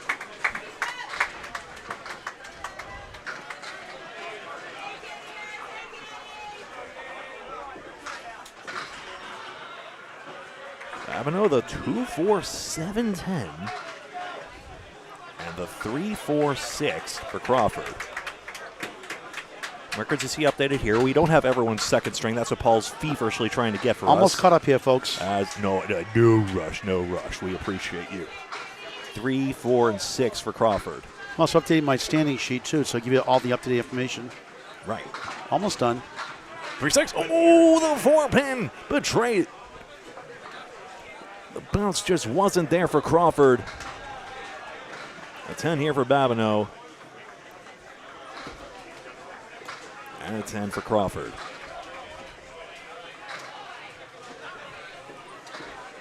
Okay, here we go. Left division or right you're doing? Let's see. I got them all over the place here. Let's see. Fine. Let's start here in the left division. Drywall Concepts lost the first 629 to 584 for A+ accounting. They lose the second by 8, 588 to 580. Whoa. Down 4-0 A+. Looking good now for a playoff spot. They lead total pretty decently now. You see it on your screen, folks. 127 for Jerry Dunn for A+, 121 for Blake Doucette. For Drywall Concepts, 126 for Austin Barnes, 123 for Mark Weber, a 128 for Mark Carrier. The good news, they're up 3 points on Fenway Academy with 2-2 today. What was that ball? Now they still fall. 3, 6, 8, and 10 for McGinty. Other action, Mass team beats Canada 5 big, 6-18 to 522. They take a commanding lead going to the third, 2 points apiece. Canada 5, Mass H. Mass H out of the running. McGinty has made this one, by the way, as Locke takes 10. I'm going to need that run back again as I run back this ball. I'm trying to figure out how McGinty glanced it. Yeah, the ball just passed through the gap there. Ain't that the way? What about the Mass gaps? Sorry? Mass and Canada 5 are tied 2 points apiece. Thank you. A 130 for Troy Fournier, the singles knockout winner. Sean Shattuck-Bolos on a great week, 138. Nate Fontaine, a 134. Canada 5 led by a 119 for Brad Glynn. That was the highest. 2 points apiece. Mass has the chance for the total. All right, I think that catches up with everybody on screen here. And Central Park Lanes, 4-0 on Spike's chimney sweep. Spike's pretty much out of it now. Central Park Lanes, 5th coming in, control their destiny. Big win for them. They were led by a 142 from Nick Freshy Zeffaletto, 139 from the Tsunami, Keith Beaupre. For Spike's Chimney, nobody hit the 100 mark, just 447. Brutal. Matching marks for New England Forwarding and Outlaw Rides. Wood play from Locke, gets his, and McGinty needed the cut. Full scores here, 11 pins, minus an extra mark for Outlaw Rides. Basically the power of the double strike. That yellow box is a tiny little 2 there. I really need to reformat that, but the second Canadian smudge. There's actually a strike with a number 2 in it for Grady Wood. One more not affecting playoffs. Harry's All-Stars, 528 to 512, 4-0 in Oakland Park. A 125 for Matt Rich, having a great week in the singles also. Sam Higgins at a 125, a 120 from Jason Kaler, 119 for DJ Camber for Oakland Park. All right, those are all the scores, I believe. Yes, that's all the scores. Let's update the standings now. You see it here on your screen, folks. And a strike here from Watson. Outlaw Rides may be tied in this one. We'll see after New England Flooring was routing them early. All right, so you see the parentheses, the match say the first 2 strings. If you add those in, Drywall Concepts, look at that first two-round bye to the semifinals, 54, Fenway 51, Kingswood 49, Canada 5, 46, A+, 46. Now, pinfall, member, is the difference, and that goes to A+, so Canada 5 technically is 5th now, and A+ is now 4th. Maria Subs won the second big, a chance to get 6 points to hang in there. They're 38 points, but they're 8 behind now. Now in pinfall, that pin taken out for Hazard for a 20 bucks. Now for pinfall, they had the advantage on Canada 5 right now by about 73 pins coming into this match today. Team USA has done their job 4-0, but they need some help. They're down in the standings by 12 points. 8 points also. Tie with Maria Subs. Birchall Siding in trouble, 34 points also. And they've got A+ next, I believe, our final match. The Right Room Academy is lost, extra lost. So the 2-2. Academy 72 points, extra 65 points. They get each other next. Extra pretty much need a sweep to win the 2-round bye to the semifinals. Outlaw Rides 2-2 here with New England Flooring. They're now 52 points. Moncton third, Able Evolve 45 points. Central Park Lanes 40. Strike for Woodside. This is going to get good here. Sorry, Paul. That's okay. Hammer for Woodside. Here's Grady Wood on his double strike. Hit it a little thin, and the Phil is 16 in the first one. Central Park 40 points in 5th. Bears Road 6 behind at 34. New England Flooring 33. Still have a chance. Spike's Chimney out now with 28. Would love to be able to type straight. Technically, they're still in Spike, but they will lose tiebreakers. Spike Chimney has been eliminated. And those are your standings up to date. We'll put a total rundown for our final round robin in round 11 of 11. The playoffs, don't forget, start later this afternoon, around 4 o'clock local time Atlantic, 3 o'clock Eastern, 4:30 Newfoundland, give or take a few minutes here and there. In terms of production, I may start a separate stream. I may just leave this going and retitle it. Same thing, same principle with like how we did it yesterday. Kind of as a happy accident. It kind of worked out nicely, though, I'll be honest. I'm tempted to just keep this rolling. And the playoffs will be a separate stream. That for sure, because they'll have to take time to calculate the brackets and all that. That probably will end up best. 2 pinners for each. Woodside in there for a spare. Takes another 20 out of the ATM. And Wood gets the right of reply. And Woodside a 6-mark string. And he says he wants to retire. Are you sure about that? Grady Wood 3 marks in 4. He's doing phenomenal as well in this clash of generations. Chad Reed and Aaron St. Cyr. Generations and countries, no less. New England Flooring. Dave Hodge Mallahan, his company is Massachusetts-based.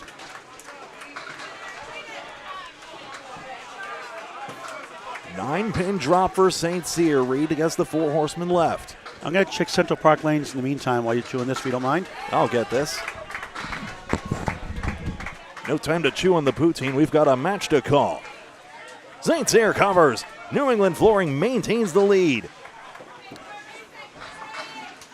Reed gets his as well. New England Flooring collectively as a team has a 6-box marks chain, and they are now ahead 22 pins, 4 marks to 3. Marks in this match are dead even, 19-19 in fact. The pinning is 4 in favor of New England Flooring. Isn't that interesting?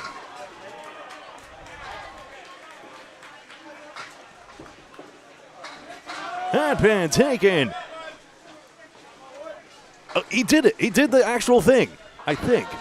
Did I see him do the hands, or am I making that up on the 6-7? Reed gets the 5 fill. I swear I saw him do it. Am I nuts? That's the replay. I don't care. I am a 33-year-old man, and I'm excited for this for some reason. I don't know why. It is a nonsense meme for nonsense people, and yet I'm doing it. I've even heard the Skrilla song, so I'm definitely brain-rotted for life. It doesn't even have rhythm. It doesn't make any sense. Front wood doesn't take anything out. Reed a bundle of 5. No! Canadian bucket. They sell KFC here, I guess. Can't take out the entire 5-piece value meal. And 10-pin, the diamond is a bucket. 9 box for St. Cyr.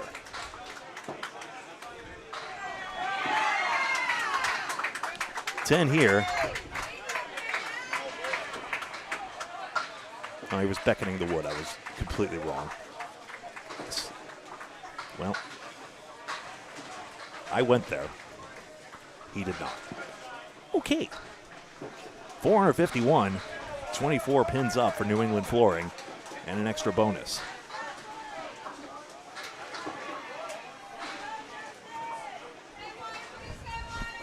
Gavin Locke's looking out there, and they're looking outwards.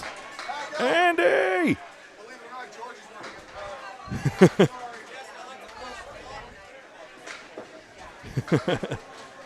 Next one up. Andy Babineau had to refuel.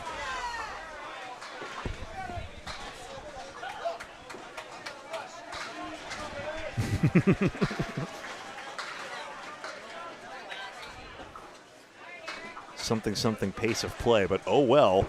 24 pins plus an extra for New England Flooring. So what's mysterious here is that in this one, 17 marks to 12.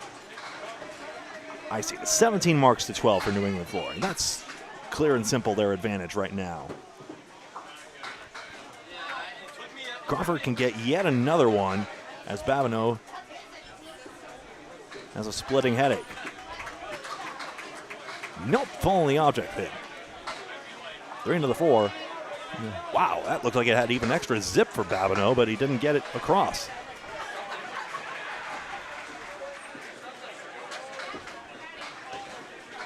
It's a 3-pin gain as the tempo's quickened up considerably here. Immediately negating the delay, I suppose. And it's 3 pins to Crawford Jr. Drove my Park Place lanes.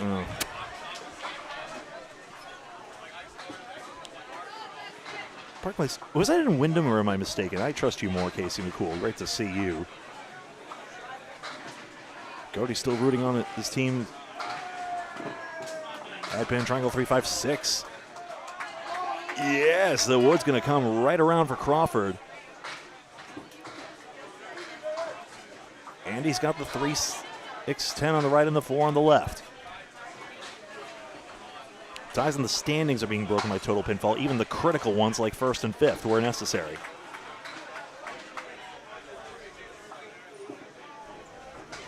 Good. Crawford couldn't make good use of that wood there. Babineau close, but no 4-pin. New England Flooring piles on in this 3rd string, and they're looking very good for the 6-2 that they desperately needed to stay competitive in the playoff race. There are points stacked up ahead of them right here, so to their dismay, they have not really gained any ground.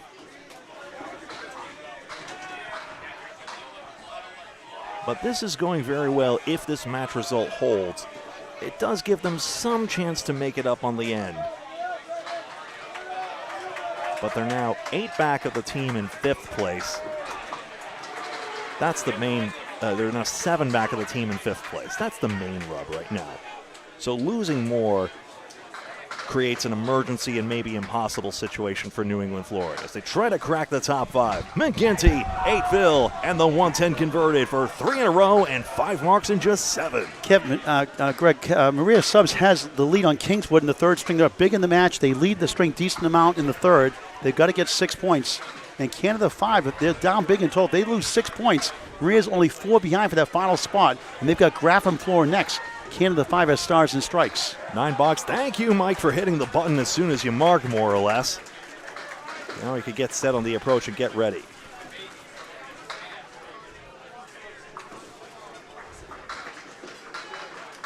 And pin taken. 7-9 is all that he's got left. 10 pin fell the wrong way on that board.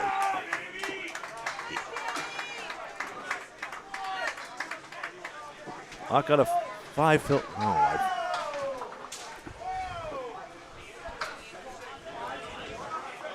they're not taken out there.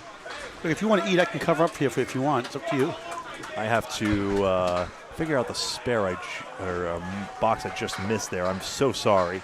I will get that fixed there.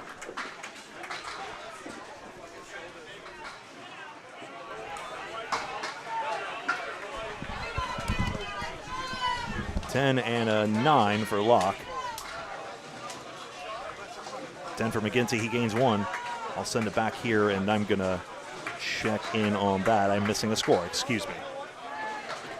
New England flooring way ahead, of course. I'll verify.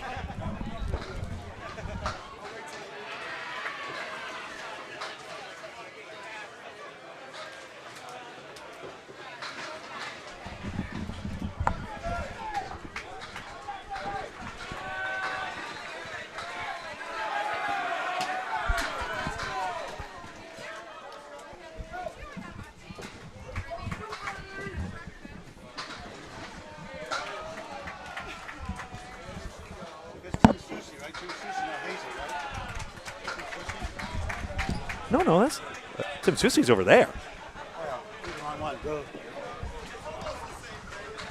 We saw both the Western Mass Tims.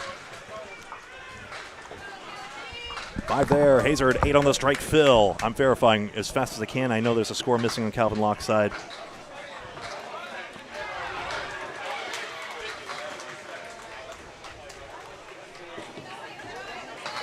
See the bottom corners of your screen for the updated standings as we have it. The parentheses are not added in. It would be difficult to sort it right now. We'd rather do that and then sort it in later. 9 box and 8. First things first. Get the Calvin Locke score entered in that yours truly missed completely. 9 box, that's right. There we go. Now the scores are correct. New England flooring with a lopsided advantage you see here as they try to pull through against a not intrinsically motivated Outlaw Rides apart from their pride in their own game. A great team. I would not sleep on them. Championship pieces from the Kingswood team, the 3-time champions.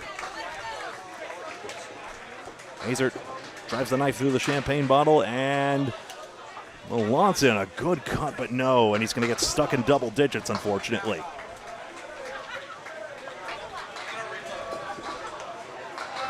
Hazard.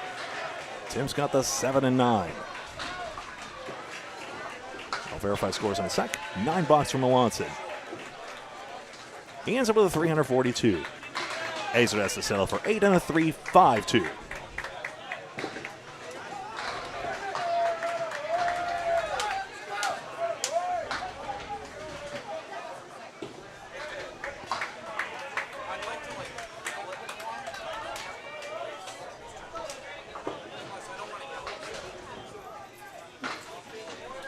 Grady Wood, I was 1 pin too high on. Here he is. 9-pin drop and a strike on spare for Grady Wood. Woodside, this has been some good duel.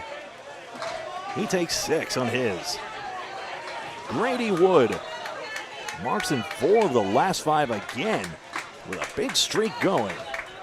Ed Woodside, 6 marks already. Do I hear 7? 6-10 doesn't get it.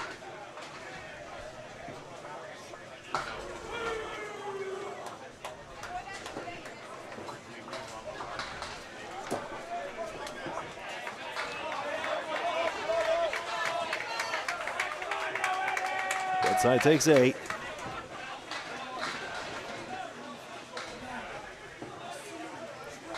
Over here.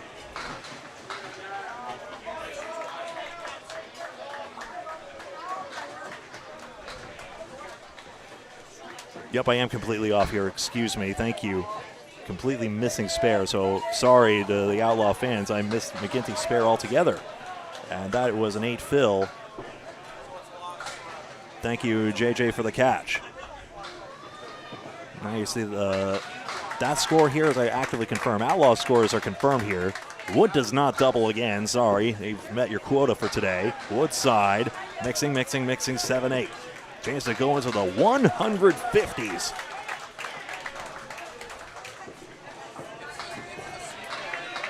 There's the cover. Spare on strike. Grady Wood. 138 in a ball. Woodside covers, and he's in the 150s with a good count here.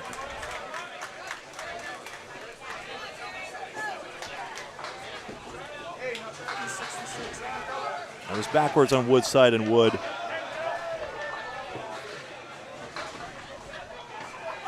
And now I've got the rest correct. Okay. New England Flooring, obviously the match point result seems to be in little doubt. Grady Wood spills more. And the fill is 10. And it does gain 8 pins for Outlaw Rides as Ed Woodside just hits the line on 150. 150 for Rock, 148 for Grady Wood. A 2-spot duel that decided nothing, but meant everything.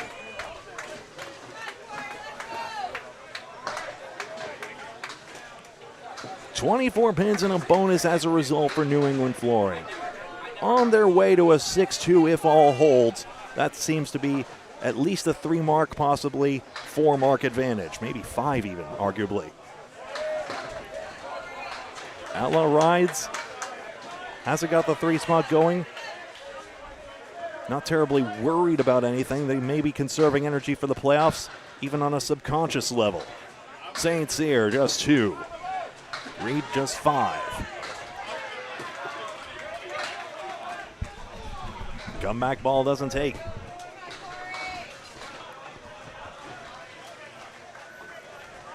Canadian teams very well represented here. I think about half the playoff teams expected to be there, and Bears Road Bolorama sniffing around as well. Just wide. St. Cyr. Central going 4-0 does sort of start pushing the door shut a little bit. On the other hand,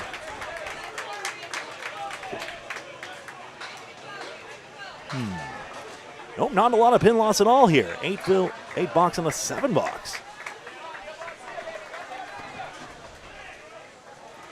23 pins.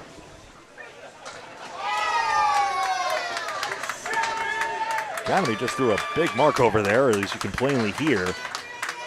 3 pins taken out for Reed. This championship team travels well. St. Cyr, 3.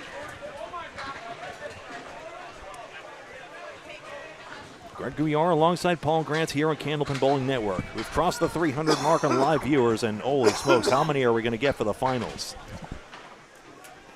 We love bringing this to you. Boy, I hope I don't freak out about the scoring again like last year. It was a single-digit thriller last time. 4-pin win for A+ Accounting over Fenway Academy the last time we were here.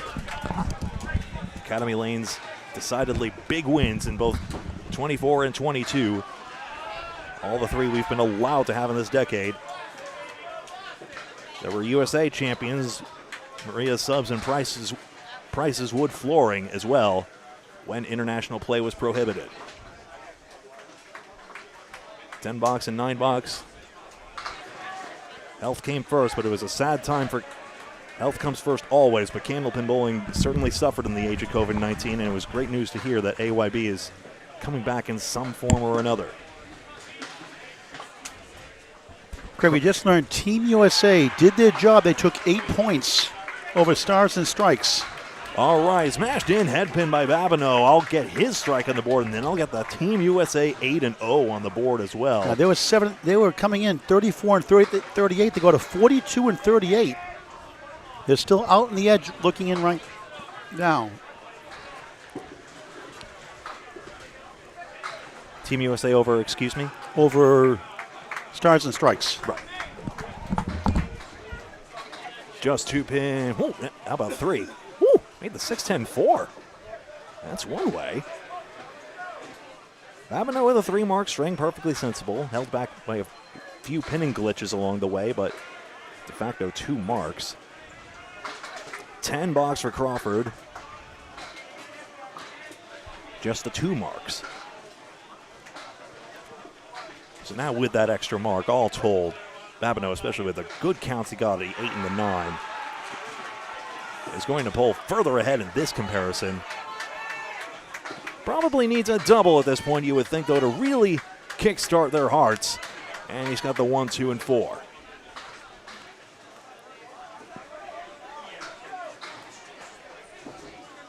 Crawford. Corner pins, 7 is wiggling, not going to go down. Going to make his route to 360 very complicated. Andy the 1 and 4.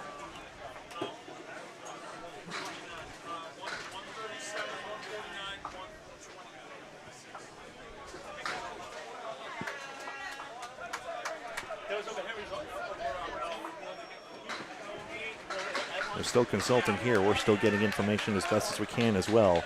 And making a decision about match number 11 as well. And it's good. Crawford converts on the corner pins. A great make. Babineau takes 10. Hey, good news for Western Massachusetts. Aaron Halberto, he threw a double strike yesterday in his first 2 boxes the other day. He threw his first 400 today on the best stage of the game, biggest stage of the game, the world's a 411. Including a 149 second, a 137 first. His first 400, 411. Good news for Aaron Halberto. Good for him. 6-2 win for the Hatchetmen over Avon Valley Lanes. Beat Crawford 3-5-7, Babineau 3-5-5. Great showdown there. Avon got the 3rd string win, 27-53 now for Avon Valley. Avon out of the running. Hatchetmen did very well today. They've competed with a lot of teams. They lost a lot of tough ones. They go to 28-52. Realistically, Outlaw needs a double from Calvin Locke here. 2 and 7. McGinty, 9. Doesn't seem to have lost a step. Hello, Heaven, if you're watching. 2 and 7 converted. That's a piece of the remote comeback path with a 9-pin dropped as well, and that pretty much slams the door on that, one would think. That'll put New England Flooring at 37-43 now. Still need some help. Central Park Lane still in their 7th and 8th boxes, trying to get a sweep, and that's not good news for New England Flooring. If that happens, they were 5 behind coming in.